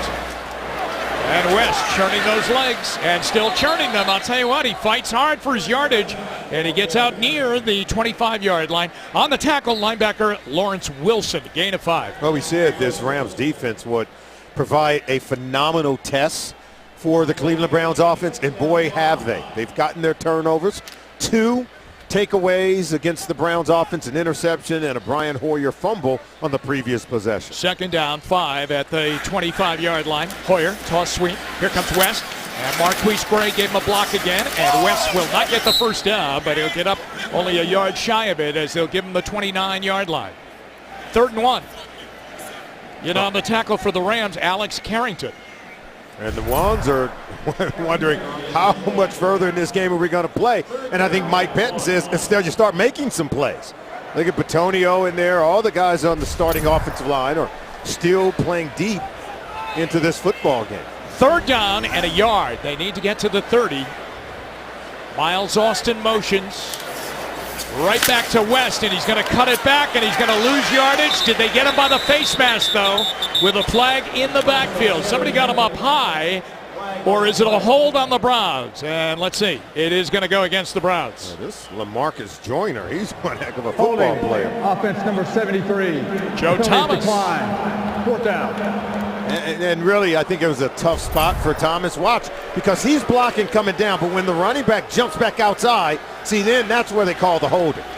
He initially was taking the defender the way he wanted, but once the running back jumps back outside, you're almost committed to holding at that point because it changes your blocking angle. All right, they're going to decline that penalty, Yeah. and Spencer Lanning will punt. They need to get a kicking ball in there. Greg Reed will be back deep to return for the Rams, who lead 23-7. Now what do? You're well into the 3rd quarter, and it might just not be their night. Maybe you got to get them out, get the number ones out. I think Johnny, when Mike Pettin talked about using a second quarterback, he believes Johnny can provide a spark. Let's see if he can do that here in the second half. Greg Reed ran right into the Browns bench, literally, and made the catch of that punt. Lanning got a 47-yard punt out of that. It will be 1st down Rams at the 27-yard line. All right, in the trifecta of big sports events tonight, the Indians are playing the Astros after they lost to them last night by a score of 5-1. And that game is tied 2-2, bottom of the 8th, 1 out, but the Indians have runners at 2nd and 3rd as they try and hang in there in both the wild card and the division race. Only 1 out in the bottom of the 8th. Got to get that runner in. Yeah. 1st and 10 Rams. I'm looking over on that Browns bench, and that number 2 offensive line seems to start to be huddling around the coaching staff. Maybe they're next. Austin Davis still in at quarterback. Justice Cunningham in motion on 1st down. Play action, loads up, going long, and it's tipped away, and a nice play as Justin Gilbert was back there in a good battle with Chris Gibbons. This is something that Justin Gilbert does very well. He gets his head around, and he finds the football. Not enough defensive backs in the National Football League, let alone the rookie. 1st-round pick out of Oklahoma State. See, he finds the ball, and then he's able to leap and use that length that he has to make a play on it. Number 79, offense. 10-yard penalty. 1st down. All right, that's penalty on Greg Robinson. Now, remember, Robinson was their top pick in the draft, big offensive lineman out of Auburn. They put him in at guard. He played tackle there. When they were talking draft with the Browns, a lot of people thought if they stayed where they were initially, why not take a great offensive lineman? And his name was on the radar. He was the best offensive lineman on the board. There were others, Taylor Lewan out of Michigan and Jake Matthews as well.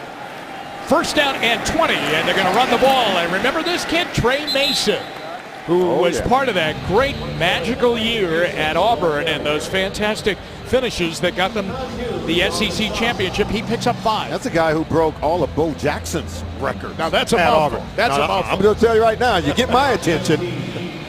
Here's what the Rams did. Now this is the final year paying off on the RG3 trade with Washington. One would call that the mother load. And I've seen enough of this Lamarcus Joyner from Florida State. He's an excellent football player, and I told you about Trey Mason.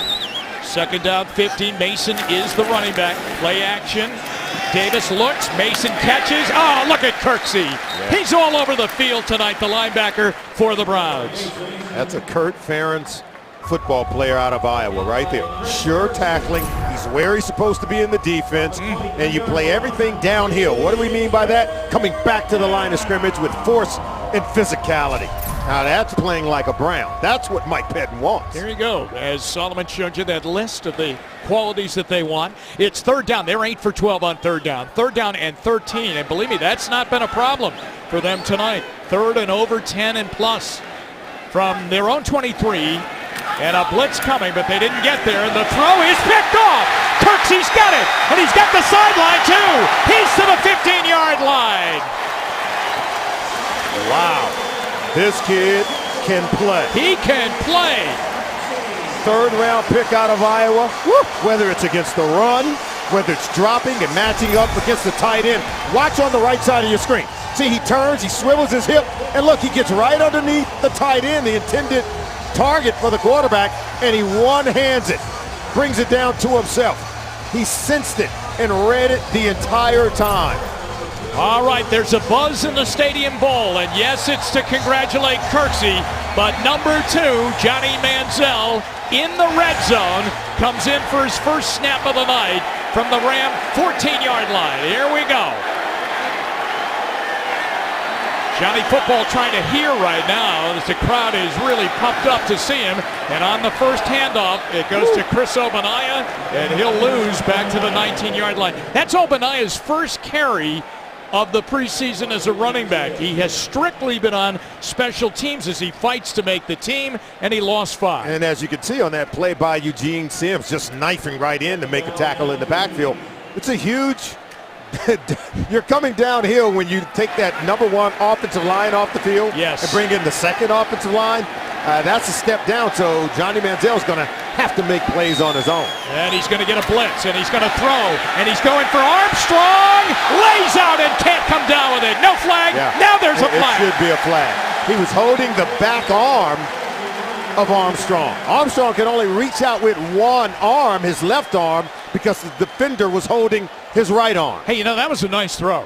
It was a really nice throw to Armstrong. Pass interference, defense number 47. Yeah, that's appropriate. Automatic first down. And Marcus Roberson, who's been all over the field himself for the Rams. Here it is, Sullivan. Look, right side of the screen. Now watch the back arm. See, he can't get it out there. And he grabbed him and held him before Armstrong could reach with both arms. You can see the right arm coming up short. Johnny knows it's a penalty flag. Let's see if he can put some points on the board. They've got the ball first down right at the 2, maybe 1 yard line. Agnew will be the fullback. Motion by Gray. Ogbonnaya the tailback. Here's Johnny Manziel looking, lobbing, end zone. Barnidge up in the air. Can't come down with it. Broken up on the back edge of the end zone. Nice play, as getting in there to knock it away was Lawrence Wilson. Really good throw on the move by Johnny. And I think by play design, if you're Kyle Shanahan, knowing that the second string offensive line not nearly as good, get him out of the pocket, moving. But look at this throw, dropping it in there, giving Barnidge an opportunity to make a play on the ball. Good throw by Manziel. Second and goal. Here's Manziel under center. Johnny turns, gives. Here comes Ogbonnaya, corner of the end zone. Touchdown with a flag. Yeah, they may get a holding. And that's what the Rams are saying.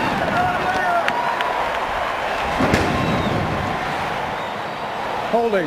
Offense number 47. 10-yard penalty. Second down. They're going to get it on Marquise Gray, who held on the edge. And so now Johnny Manziel and the Browns will get backed up from the 1. They'll go back to the 11. And it will be second down and goal from the 11. Watch this defense. Everyone's blitzing. They're bringing every blue jersey on every single play. So whether Manziel gives it to the runner or keeps it himself, they're getting penetration into the backfield. It's going to be interesting to see what Kyle Shanahan draws up here, because it appears as though Greg Williams, the coordinator for the Rams, he's blitzing on every single down. And he loves to blitz. Motion by Barnidge, and a flag comes down, and let's see if the Browns use the entire play clock.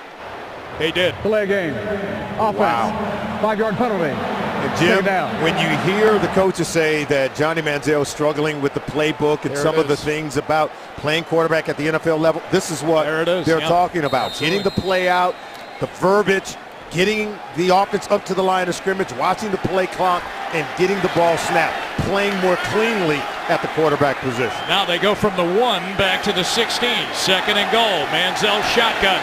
Johnny back, throws, and it's caught. Willie Snead takes it down to the 7-yard line. Manziel knew he had to get that one out of there, and he did, and they get 9. And what they're doing is they're giving him instant read. See, he goes right to his right. He knows that's where he's going to throw it. He knows what they have called, and they're going to stick with it. You're not going to get Johnny Manziel changing the plays a lot at the line of scrimmage like what we saw with Brian Hoyer. And it's 3rd down and goal. Now from the 7. Obadiah flanks him in the shotgun. Johnny's got the snap. Up in the pocket, he's going to run. Here he goes to the 5. Touchdown! Johnny Football!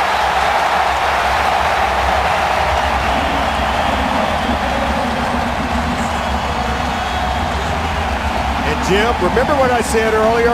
Remember we saw Hoyer just take the ball and throw it out of bounds? Yes. I said he's not going to run around and make plays. He's not one of those guys. That's number 2. He's one of those guys. He doesn't have to throw it away when the play isn't there. Some quarterbacks need playmakers. Some quarterbacks are playmakers. That's Johnny Manziel.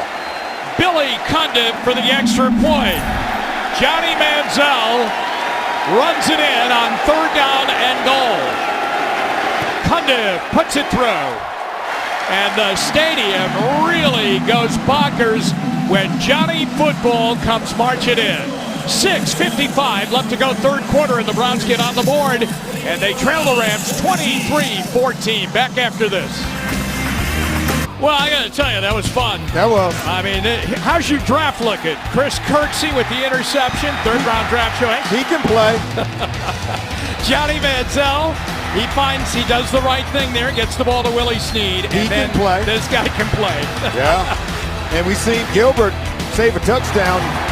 We know he can play. Scoring drive brought to you by Liberty Ford, Ohio's #1 Ford dealer group. So, 23-14. When you talk about drafts, I think the Browns have hit their own kind of mother load, haven't they? Yes, absolutely. Joel Bitonio, he doesn't play like a rookie. Kirksey doesn't play like a rookie. That play for Manziel, that wasn't rookie-like either. This is Austin Franklin, timing and coming out, and not knowing where he's going. And Charles Johnson's there, and he got him at the 9. Caleb McSurdy gets in there too. Well played by wide receiver Charles Johnson. And we'll take a timeout. 6:49 left to go, 3rd quarter, and the Browns trail by 9, 23-14. Tonight's replay of the game brought to you by Window Nation. Windows for your home because it's where you live. Well, there's more than one way to score. There it is. Johnny Manziel can make a play on his own. And you got to have that. That's what Mike Pettin talked about. He says, hey, I have to keep my mind open to having a 2-quarterback operation. He said the things that Johnny brings to the table, he can provide a spark, and we clearly have seen that here in the second half. He went on and said, I coached against it, and it's tough. San Francisco, Kaepernick and Alex Smith. Trey Watts, the running back. Cunningham, fullback. They're hemmed in at their 9. Here's Davis back, going to guard out, and Cunningham can't get it as he got popped there by Tank Carter. Second time Cunningham has had a chance to haul one in and wasn't able to catch it, put it on the ground. This kid, Austin Davis, for their 3rd quarterback, he's second-year player out of Southern Miss. He looks pretty good. Cunningham was just struggling to hold on to the football. And we have another Ram offensive lineman down on one knee, and Jeff Fisher is walking out, the head coach of the Rams, on the field, and he's saying, how many more guys can I afford to lose here tonight? Sam Bradford, left knee injury early in the game, out of the game, into the locker room. They lost to cornerback Tremaine Johnson. It did not look good. And right now, Brandon Washington is being walked off the field too. We'll take a timeout. 6:45 to go, 3rd quarter. Tonight's hardest hit of the game brought to you by Liberty Ford. Liberty makes it happen. Here it comes. Carlos Dansby in your living room and in the face of the quarterback. Getting them to the ground. They dialed it up on that A-gap blitz, and he came screaming through the hole for the sack. 23-14, Rams lead. Browns playing with a little momentum right now, both defensively and offensively, when Johnny Manziel kept it from 7 yards out and scored on a 3rd and goal. It's a 2nd and 10 right now. Austin Davis stays in at quarterback. Watson Cunningham in the offset eye. Tight end Alex Bayer motions. Justin Staples almost came across early on the right side. They give the ball to Watts. He got hit. Kitchen got him. Wow. Kitchen. I got to tell you, I am as impressed with him as much as I am any player on this roster who's on the second team. Yeah, let me ask you this. Don't you think Kitchen plays a lot like Rubin? Yeah, absolutely. Yeah. Just like Otaba Rubin. He can dig them out. Yeah. That nose tackle zero technique. You know, he's got that same kind of build. 6'1", 330, squatty, hard guy to move, gets penetration, and boy, can he find the ball carrier. 3rd down and 10 from their 10. Davis with Watts and Cunningham in the backfield with him, and a blitz coming from Carter, and the Browns are in there, and they force a throw. There's a flag down. It is caught by Watts. He's all the way out to the 35-yard line with about 6 missed tackles along the way. But again, there was a flag in the middle of the field. We'll see if it's on the Browns secondary. I think it was. The Browns having a heck of a time getting off the field and getting it done on 3rd down. Illegal contact, number 29, defense. McFadden. The penalty is declined. The result of the play is the first down. 9 for 14 the Rams are on 3rd down, Yeah. and Trey Watts got him out to the 35. Mike Pettin, it will become a point of emphasis for he and defensive coordinator Jim O'Neill in helping these defenders to understand how to get off the field on 3rd down. Gee, they had them pinned all the way back at the 10, and now they got a 1st and 10 out at the 35, and a play action. Davis had a nice play action. He's going to throw it out there, and boy, Watts is going to pay the price as Zach Dials was right there. He did not do him any favors throwing him that ball because 54 in white was right there. I'm impressed with their inside linebackers, whether it's Dansby, Robertson, Kirksey, and now Zach Dials. And Tank Carter's a really good player. I mean, they've got some guys to every level of the defense who are making plays, whether it's defensive line, linebackers, even in the secondary. They can play better tonight in the secondary, but we have seen some positive plays made. 2nd down, 10 at the 35. Davis has been playing really most of the game now at quarterback out of Southern Miss, 2nd year. Pressure coming. He throws to the middle, and a tumbling catch by Alex Baer, and a 1st down. He got 11 yards, make it 12 out to the 47-yard line. Alex Baer. Had to be some confusion on the back end, Jim, because he was wide open. No one had him covered. So it was an easy throw and an easy catch, uncontested. And see, they watch him over the middle. There's no one there, and Poyer comes over late. But Baer's falling down when he made the catch. And another 1st down out at the 47-yard line. The drive started at their 10. That's Baer in motion. Here comes Watts with a flag down and an opening to the 45 to the Rams sideline. Botamosi brings him down inside the 40 at the 38. Let's see if it's coming back. Yeah, it's coming back. Illegal motion. Yep. Number 82, offense.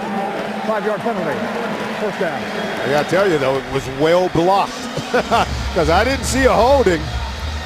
But it was well blocked. So the penalty is on the tight end Baer, and it wipes out what would have been another 1st down on a good run. As Solomon said, Watts really got through there, and it becomes 2nd down and 15 at the St. Louis 42-yard line.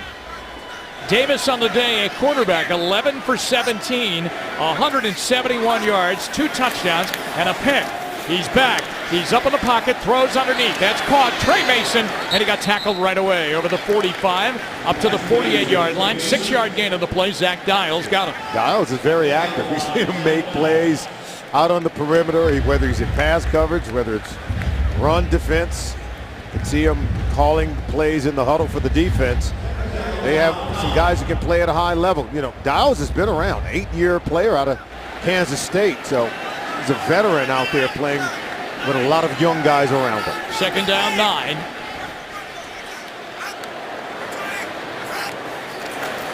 Here comes Mason.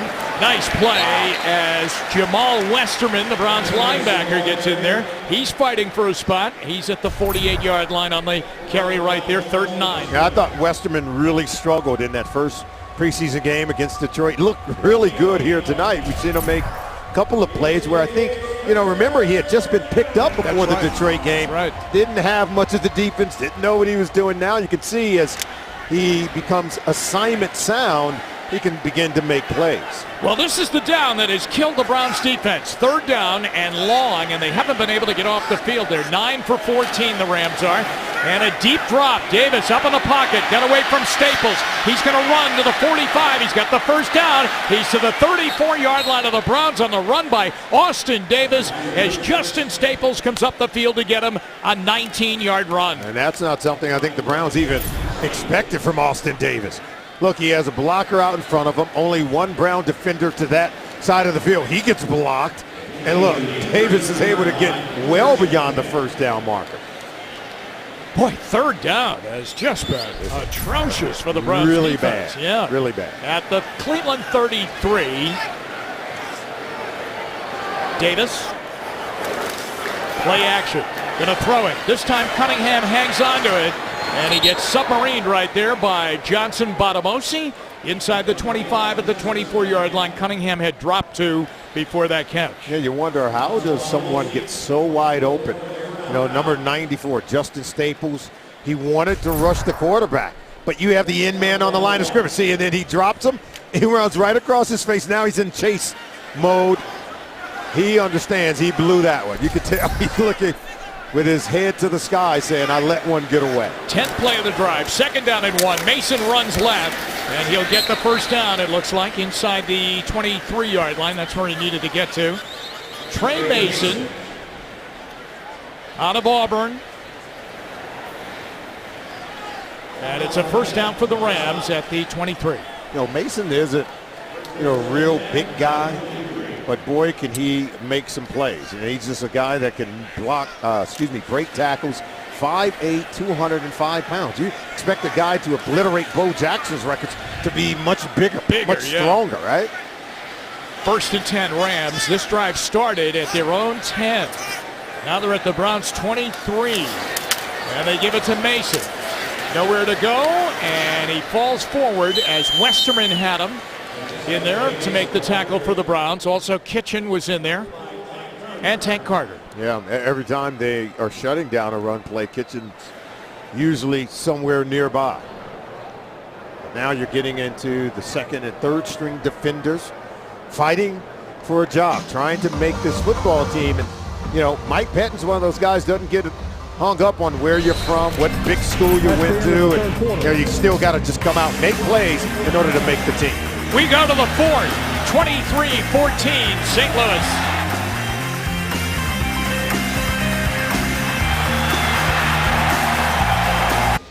Jim Donovan along with Solomon Wilcox and Dave Chudowski. Rams lead, and here's how they got there. Look at that. Total yards, 380 to 112. And if it seems like, if you've been with us throughout the night, if it seems like the Browns have never had the ball, that's the way I feel. There you go. Yeah. There you go. I mean, double time. Double time. They've doubled up on as much time they've had the ball over the Browns. And you would think that 3rd down, 10 or 15, that's not Peyton Manning and the Denver Broncos out there. Yeah.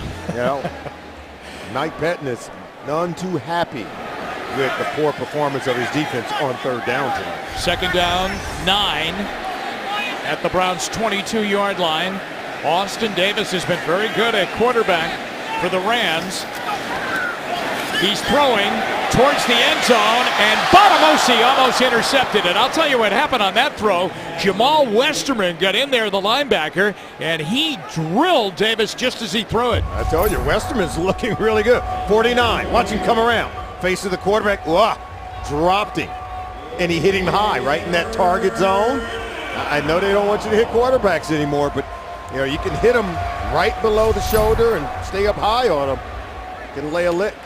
All right, on 3rd down, 10 for 15, and we're there again. 3rd down and 9 at the Browns' 22-yard line. Davis with Mason on his left. Browns show a corner blitz, and here they come. Off the side, they throw, and that's caught again. It's Bayer down to the 10-yard line, and another first down. Wow, and Tank Carter has to be sick. Remember we talked about Justin Gilbert finding the ball so you can make a play on it? Watch 59, Tank Carter. He gets his hand around, he's got himself an interception. He's right there. All he had to do was find the ball and reach his hands out, and he's going to catch him one. Instead, Bayer comes down with it for a first down. 11 for 16 on third down and a first and goal at the Browns 10. Just started fourth quarter. Rams by 9, 23-14. Trey Mason to the 10 and maybe a half yard inside the 10-yard line. Carter is there. John Hughes was first on the spot to gather in the little scat back. Trey Mason, and it will be second and goal. Hughes is a playmaker. Big guy, hard to block, 6'2", 320. Just the kind of defensive lineman you need in a 3-4 defense. They've got a lot of these short, squatty, powerful, but still agile and quick defensive linemen. It should make for a really good defense. 14 plays, 81 yards so far on the drive, and I think the Browns have to burn a timeout because they didn't have the right Start people timeout. Cleveland on the they're field. first. It will be 30 seconds. And they'll have 2 timeouts left on a short timeout here. 13:35 left to go here in the game. And, you know, you're going to, after the third preseason game, you're kind of searching, okay, where are we now? And the offense we knew was going to be a work in progress, and it very much is. But the thing that Mike Pettine's got to be wondering about is what the heck happened to my defense here tonight? Yeah, and I think there's a challenge defensively, and that's across the National Football League with, you know, the penalty flags thrown on defensive backs. Where did they use their first pick in the draft? At corner. Justin Gilbert didn't play particularly at his best tonight, had a penalty flag, did make some plays. I love the way he continued to fight, but yeah, this game has kind of gotten away from some of the players for the Browns. Davis throws. It's a tip ball as it got knocked down by Billy Wynn. And it falls short of Mason, who had 3 Browns around him, Zach Dials, Aubrey, and Botamosi. But give the tip to number 90, Billy Wynn. Billy Wynn, Ataba Rubin. We've talked about him. Phil Taylor, John Hughes, Amani Bryant. They have a deep rotation in terms of their defensive line. We've seen so many guys making plays. I think that's one area about the football team, Jim, you feel really good about it. Ball at the 10-yard line, third down and goal.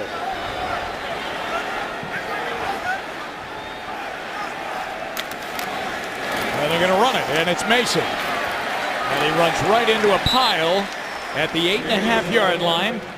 Westerman was in there for the Browns. And Tank Carter on the unpile too, along with Jacoby McDaniel. And it will be fourth down. Zuerlein will come in for a field goal try with 13:08 left to go in the game. Well, they've done it again. They've stiffened up once they got inside that red zone. But having a tough time getting off the field earlier in the drive. 26-yard field goal for Zuerlein, 3 for 3 on the night. 30, 30, and 20. And this one is up, and it is good. So it is now 26-14, 12:44. Seems like it was an hour and a half ago when Johnny Manziel scrambled in on that third down and goal play. Rams by 12 when we come back. Johnny Manziel's night, and it is brought to you by your Northern Ohio Honda dealers. To learn more about our aggressive lease options, visit NorthernOhioHondaDealers.com. 1 for 2, 9 yards. Remember, when he came in, they had the ball after a Kirksey interception. They were in the red zone already, and then he scored the touchdown on a 7-yard run. Time of possession in the game tonight, St. Louis 32 minutes and 51 seconds, and the Browns 14 and a half minutes. Robert Nelson is deep, and it is a short kickoff, and it is picked up. That's Jim Dre, the tight end, and he picks it up and brings it over the 25-yard line. Dre is a free agent that they signed from Arizona, and he's out and into the Browns sideline at the 28-yard line. When we come back, Johnny Manziel and the Browns offense finally back. First Energy Stadium, the home of the Browns. Rams by 12 down to the Browns sideline. Dave Chudowski's report brought to you by Chrysler. Dave.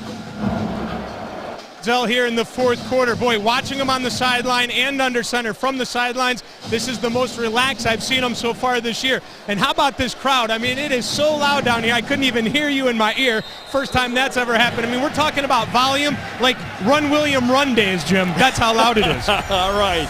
in the pistol. Here's Johnny Manziel to throw, fires, that's caught. Taylor Gabriel's got it up near a first down. He spun out of bounds over the 35 out near the 38-yard line. Manziel right on target there. You know, Jim, I had a chance to spend some time with Johnny Manziel during training camp, and I asked him, there are moments when you're really sharp and very accurate throwing the ball, and then there's other times when you're not. We saw that in the Monday night game. Right. He said, when I'm clear in terms of my confidence in the play, I throw it greater accuracy. You saw it right there on that throw. Threw with accuracy because he was very assertive and aware on the play. On first down, Manziel bootlegs out, looking, giving it up. Fullback Ray Agnew's got it, and he got knocked out. Agnew got knocked down over the 40-yard line as he got tagged out on the play. In on the tackle coming in there was Greg Reed. Yeah, I thought maybe Johnny could have thrown this one a little sooner, but see, he's looking upfield now, and now he's going to check it down. Yeah, that's a smart play. And I'm sure if you're the fullback right there, Gray, you want him to throw it sooner. Or Agnew, I should say. Second down, 6. Out of the pistol, hang on, a flag. Manziel hands that ball to the official, and we'll sort it out. False start. Offense, number 65. 5-yard penalty. Second down. That's Garrett Gilkey. Mike Pettin on the sideline. Gilkey's one of those young offensive linemen that, you know, is expected to make the team. When you talk to Mike Pettin about him, you know, you're trying to find some depth on this offensive line. Gilkey's one of those guys you expect to be in the rotation. So it's second down and 11 after the 5-yard mark-off back at the 37-yard line. Barnidge goes in motion. Obanaya is the running back. Manziel back, pump fake. Now he's back. Now he fires, and he's got Willie Snead open. There's a flag down. Snead goes out over the 45 to the 47-yard line. He'll be just shy of the first down, and I think they're saying that Willie Snead might have pushed off. They had a little shove. That's why he was so open. Pass interference. Offense, number 83. 10-yard penalty from the previous They finally spot. caught one on Second one down. of the receivers, but it's our guys. Look at this. They're right there. Oh, sleight of hand. Push the defender to the ground, it's Snead. Marcus Roberson, who's been in the middle of everything. Snead kind of smiling in the huddle as the penalty will tag them all the way back to the 27-yard line. And Manziel's got it second down and 21 with 11:15 left to go in the game. Manziel 3 for 4 with a rushing touchdown. 23 yards passing. Quickly, he tried to throw it to Snead on a slant, and it got knocked out. Wow. And Johnny, boy, he had some heat on that one. And one thing I've seen, he's throwing the ball with great velocity and accuracy. Now look at that one. If it's not knocked down, Snead's going to have a tough time hauling that one in. Yeah. May knock him down when he goes to catch it. That young man right there, Ethan Westbrooks, has been a real great player for them in their preseason games as he tries to make the team. Third down and 21. Manziel and Michael Sam gets in there, and he's got the sack back at the 20-yard line. Michael Sam.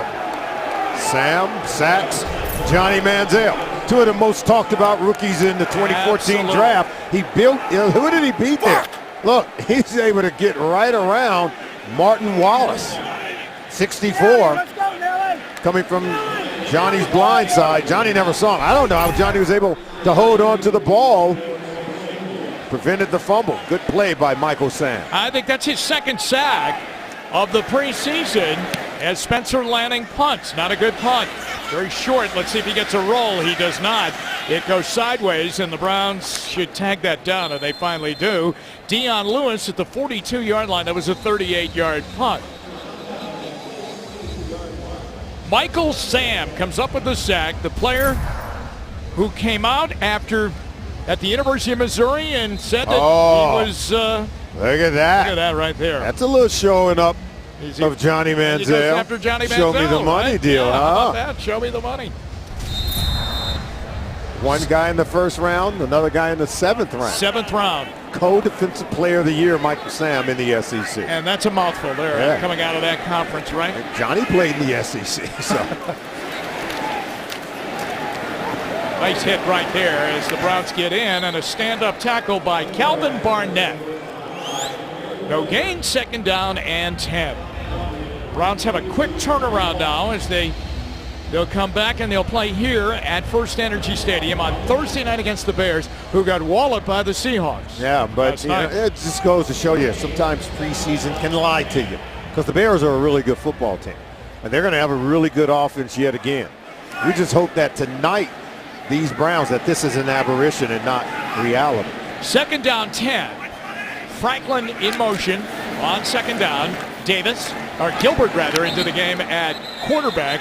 Garrett Gilbert, and he throws incomplete as they tried to lay out and make the catch right there. Emory Blake is the son of Jeff Blake, the former quarterback of the Cincinnati Bengals. He played a little bit in New Orleans, didn't he, too? Yeah, he did. He moved around. I remember at one point he got hot down in Cincinnati, and the whole town was going crazy. A former Pro Bowl quarterback, and that's his son. I remember when this kid was playing Little League, and now he's all grown up. How about that? During his pro day, when he was showing his stuff, his dad, Jeff Blake, threw passes to him. Good pressure right there by Cam Henderson. There's a flag down in the secondary back at the 45-yard line. Lots of laundry.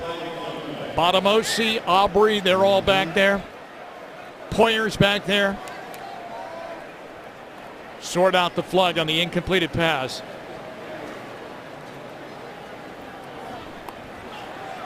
Brad Allen. 2 fouls on the play. Holding, number 24, defense. That penalty is declined. There was also holding, number 59, defense. That penalty is accepted. 5-yard penalty. Automatic first down. So it goes. They'll take the one on Tank Carter, the one on Botamosi. There's Johnson right there. How do you decide which one of those you take? I don't know. I really don't know. Look at the defensive holding. The penalties called so far in the preseason, 27 last year in the preseason. That's 5 times as much as what we've seen already, and we're not even through the preseason yet in 2014. It's an automatic first down on the Carter penalty, and they hand the ball up, and running through is Trey Watts. And Watts, he'll pick up 11 yards on the run and another first down. In on the tackle for the Browns, Justin Staples, as Trey Watts. You know what? They're running backs tonight. Watts has done well. Yep. Trey Mason shows you some pop for them. Now, they lost Isaiah Peed. Zach Stacy is supposed to be their main guy. Yeah, he looked good, too, when he's had his opportunities. They've kind of gashed us just a little bit tonight, here and there. 405 total yards for the Rams. Got away from Henderson, but then finally gets hit right there and driven down on the play is Watts. In on the tackle. Henderson did get back in there. The Watts kid looks really impressive. Free agent, rookie out of Tulsa.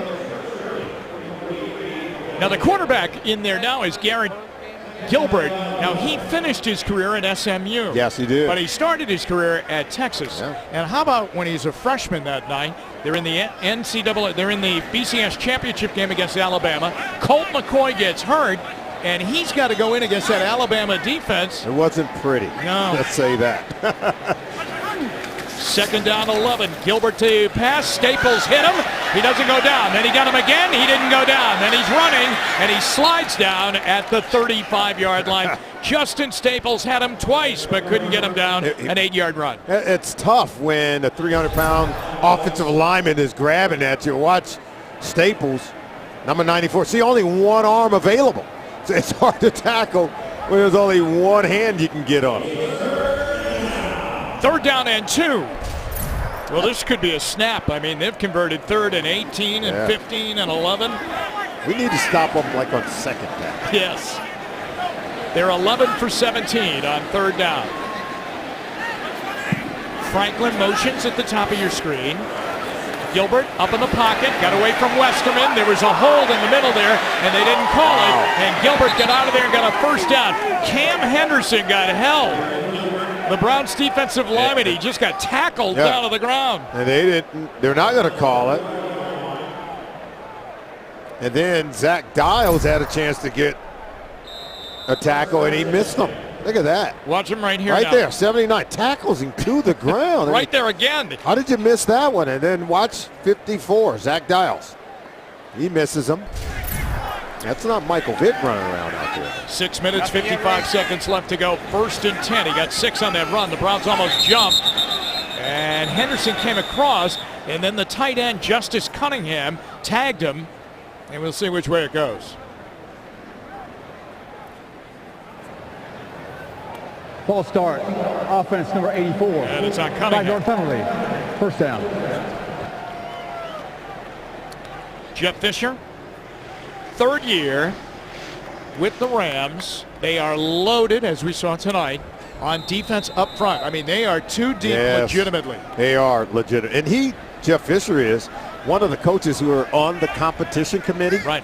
Who passed this rule. He's a defensive coach, and he put his own defense in a real tough situation with these pass interference penalties. First down 15. There was a blitz. McSurdy is chasing the quarterback, but he finds Cunningham wide open. 20, 15, and the big tight end's got a first down to the Browns' 12-yard line.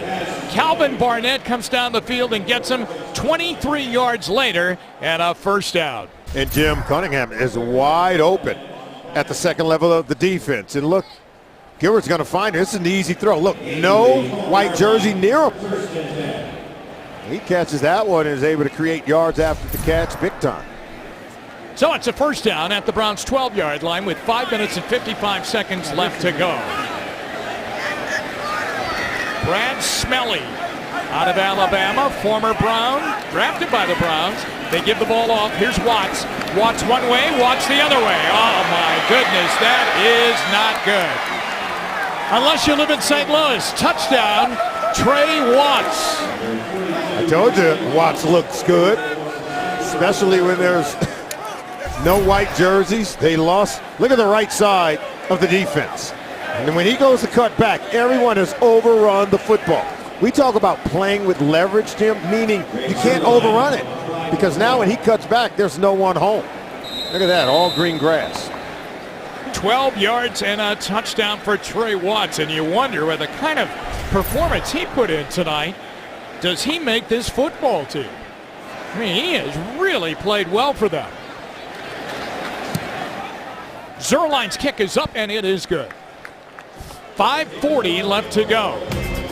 We'll take a timeout with the score. The Rams 33 and the Browns 14. The play of the game brought to you by the 2014 Mazda 3 with seamless connectivity. Andrew Hawkins on the catch from Brian Hoyer right before halftime as the #1 offense finally got in there. Hoyer's first touchdown pass of the preseason. But he had a fumble tonight. He threw a pick tonight. These Rams have scored on 7 of 10 possessions, and on one they took a knee. That's right. So when they were trying, they scored on 7 of 9. That's not good. Not good at all. Bobby Cowan is in to kick off. Robert Nelson is deep for the Browns, and the left footer sends one short at the 5-yard line. Here's the defensive back, Nelson. This has been the best part of the Browns game tonight, their kickoff return game. Yes. We've seen Moore. We've seen Taylor Gabriel.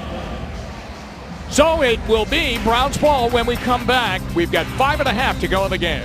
Time to take a look at the quarterback stats, brought to you by First Energy. Proud to be your hometown team, with the bulk of the playing time going to Brian Hoyer. Once Manziel became part of the game, the Browns defensively couldn't get off the field, so he hasn't had much. I will say this, Hoyer threw the ball much better tonight in terms of his overall accuracy. Made some poor decisions with the interception. Also had a fumble that you didn't see listed there on the stat sheet. But I thought the offense played a little bit better in terms of their continuity, but they still need more improvement.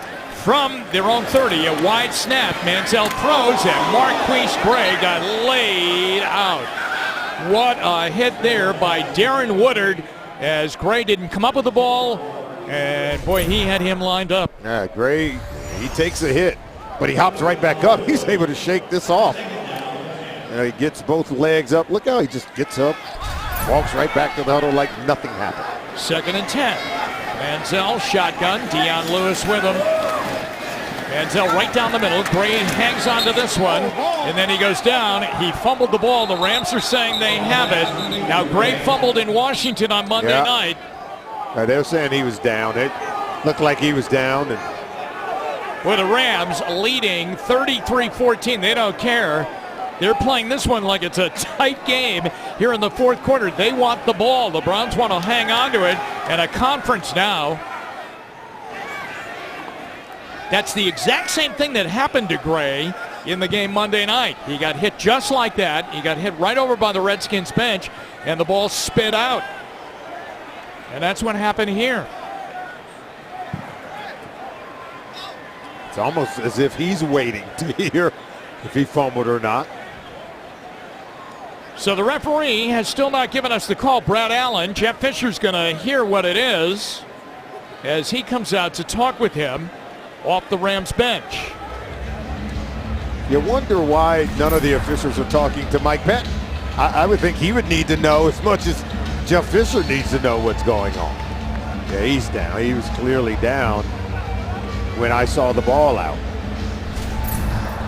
All right, here it is. The ruling on the field was that the runner was down by contact. St. Louis has challenged the ruling on the field. Wow, they're going to challenge this with 5:07 left to go in the game, and they're up 33-14.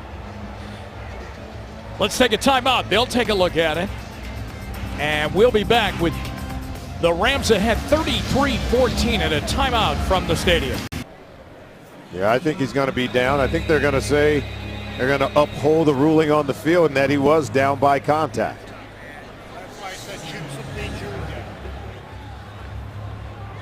So that's the referee, Brad Allen, coming away from the video booth and now running out to the middle of the field. Here comes the call. After further review, the ruling of down by contact stands. St. Louis has charged the timeout. They're first. All right, the Browns hold on to it. Yeah, I was going to say it wasn't even close, really. Look, he's down right now, and then he hit, ball comes out. That's what we thought initially. So it is third down at 4 for Johnny Manziel and the Browns at their own 37 after the video challenge by the Rams. Manziel's got Dion Lewis with him in the backfield. And he throws to Willie Snead, and it is incomplete at the 43-yard line. Johnny threw that in a very, very, very tight spot as he blisters one in there, and it is defended there by Darren Woodard. But watch the velocity on this throw. And if you're Snead, you just got to fight inside on that route. That's where the quarterback is expecting you to be. Johnny, boy, he could put some mustard on it. On fourth down, the Browns will go. 5:03 to go in the game. They need 4 yards. Gray comes in motion. Manziel throws, and that's plucked and caught. It's Charles Johnson. He's got a first down to midfield, and it's good to see him. I mean, he's a project, but he's an interesting receiver. I mean, he really looks the part. 6'2", 215, second year out of Grand Valley State, small college. But they feel if they could just develop him and bring him along, he could become a player. Marquise Gray right down the middle, hangs on to this one at the 42-yard line as Manziel pumps that one in there. There's another flag down. Illegal use of the hands to the face, number 65 offense. Wow, Garrett Gilkey's having a tough night. He is struggling. 2 big penalties on big number 65 out of Chadron State. And Johnny says, man, I'm playing behind the sticks all day. And you make a play, we get favorable down and distance, and now we're looking at first and what, 20? 20. Back at the 40-yard line.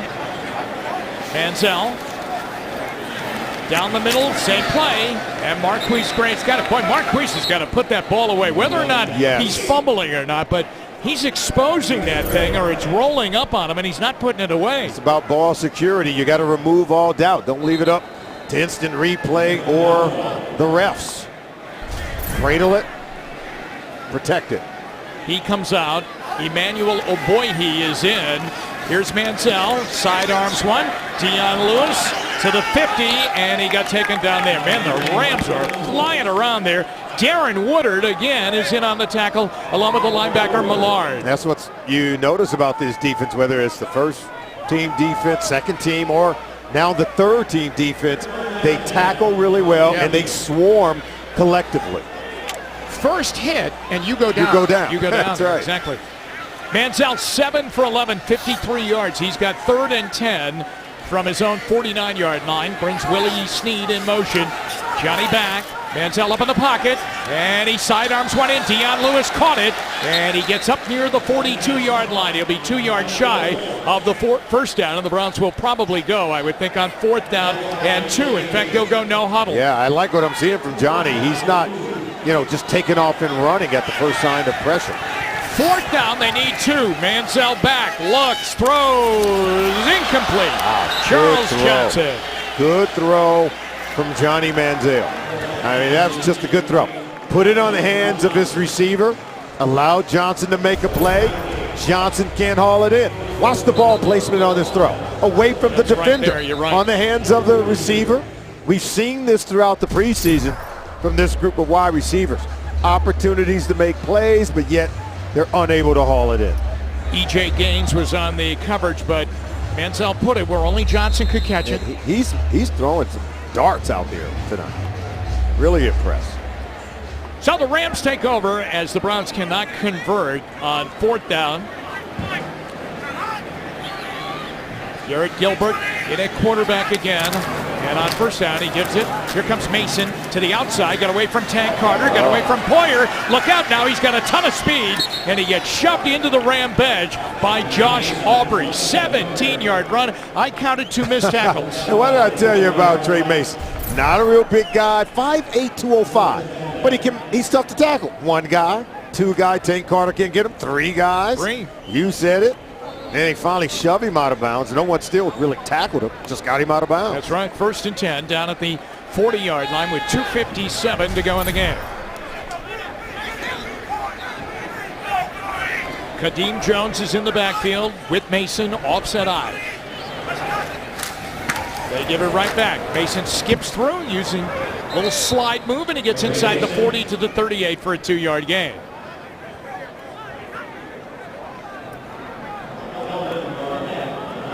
Carter again in on the tackle for the Browns.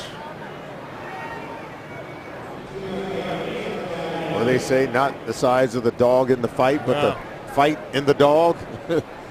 Mason, much smaller running back, still able to be productive. This Rams football team has looked really good. And I know if you're Mike Pettine, you're going to talk to your team about the energy in which they played. I know they played on Monday. It was a quick turnaround. Very short week, but you're at home for the first time during the preseason. You expect a better showing. 2nd down, Mason again. Carter gets in there along with a bunch of other Browns, and they make the tackle on Mason. Westerman was in there too. 2 minutes to go in the game. We'll take a timeout. The Rams riding a big win tonight. 2 minutes to go in the game tonight.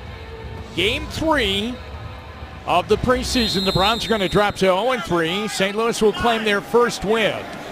Now, they got pasted last week at home by the Packers. I mean, Green Bay's a terrific team, but they came out here tonight. They were ready to go. Here's Mason, and he gets away again from a couple of tacklers, and they finally get him at the 39-yard line. So you go back to work now. You got a very short week. You have a Thursday game, and this is it now.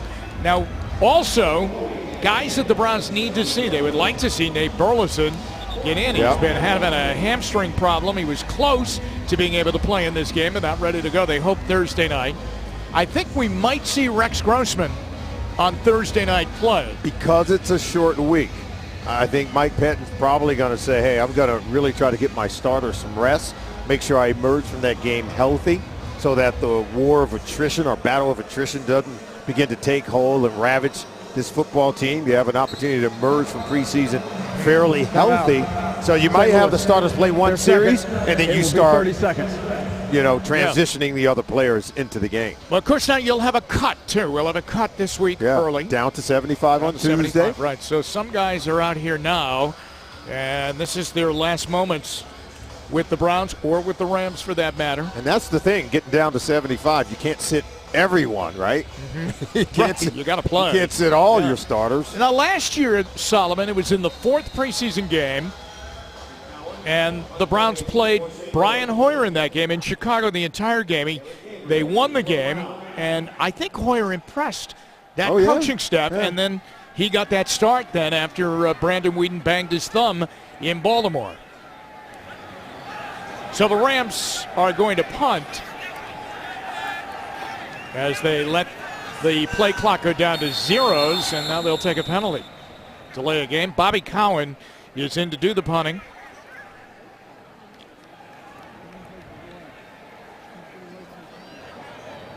Delay game. Offense.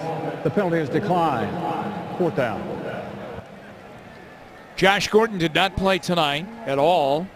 That was planned. Joe Hayden did not play tonight. Boy, the Browns missed those corners tonight, didn't they? Hayden, Buster Screen. Yep, sure did. So McFadden and Gilbert played a ton. But you got a lot of work for both those guys. They're going to let it hit at the 5. It almost hit Robert Nelson. There's a flag down and an official's hat down. Is that an illegal touch by the Rams? Did someone go out of bounds and then come back in? Yeah. The ball right now spotted at the 1. The Bears are here Thursday night. That will be the end of the preseason. Illegal touching by number 33 of the kicking team inside the 5-yard line results in a touchback. It will be 1st and 10. Cleveland at the 20-yard line. E.J. Gaines is hit with the penalty. All right, well, football-wise tonight, it's not going well here. And unfortunately for the Gladiators of Cleveland, in the Arena Bowl tonight, the championship game, Arena Bowl 27, Arizona 72. Ooh. And the Gladiators 32. It's a track meet. 1:03 left. Manziel throws. Willie Snead catches and puts his head down and gets a first down out to the 31, an 11-yard gain. The news was better over at Progressive Field. The Indians got a walk-off win. Bottom of the 9th inning, they beat Houston 3-2. There it is. Cody Allen gets the win. They'll end that series against the Astros tomorrow. Try and get a series win. 35 seconds left. Manziel got to get out of it. Now he's looking, still looking, and he fires, and Gabriel caught it right on the Rams bench. However, a first down. Taylor Gabriel. Boy, what a throw. What a throw by Johnny. Watch and this. This is what I like. He's running, but he's running to throw. He's not just taking off, trying to run the ball for yards. There's seconds. Buying time. He's extending plays, allowing receivers like Gabriel to get open. Well, what do you think about Manziel tonight, Solomon, from what you've seen now? Much better. 3rd game in there. Much better. He's bounced back. More command. 10 of 15 tonight, 104 yards passing in the game so far. Has a rushing touchdown. Yeah, he's got a rushing touchdown on a really. He's showing greater poise. You know, I thought the other night he lacked poise. I think we saw that from even some of his behavior on the field. Yeah. He could have shown greater poise. 1st and 10 after that. Nice catch and a good throw, and now he's up in the pocket, but there is no hole there, and he couldn't get through, and they sack him back at the 39-yard line with 13 seconds left. The Browns have a timeout up on the board, and now there's a lot of pushing and shoving. I think Michael Sam just got into it with one of the Browns' offensive linemen. 2 seconds, 1 second, and that is it, friends, tonight. The game is over. That's the end of the 4th quarter.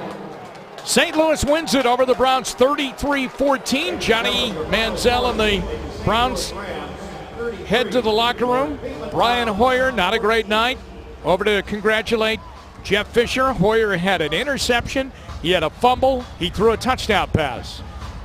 Mike Pettin out on the sideline. Brian Hoyer, we'll see what happens now Thursday night if he plays in the final preseason game against the Bears here at First Energy Stadium, the home of the Browns. But tonight, the Rams dominate the Browns in all facets.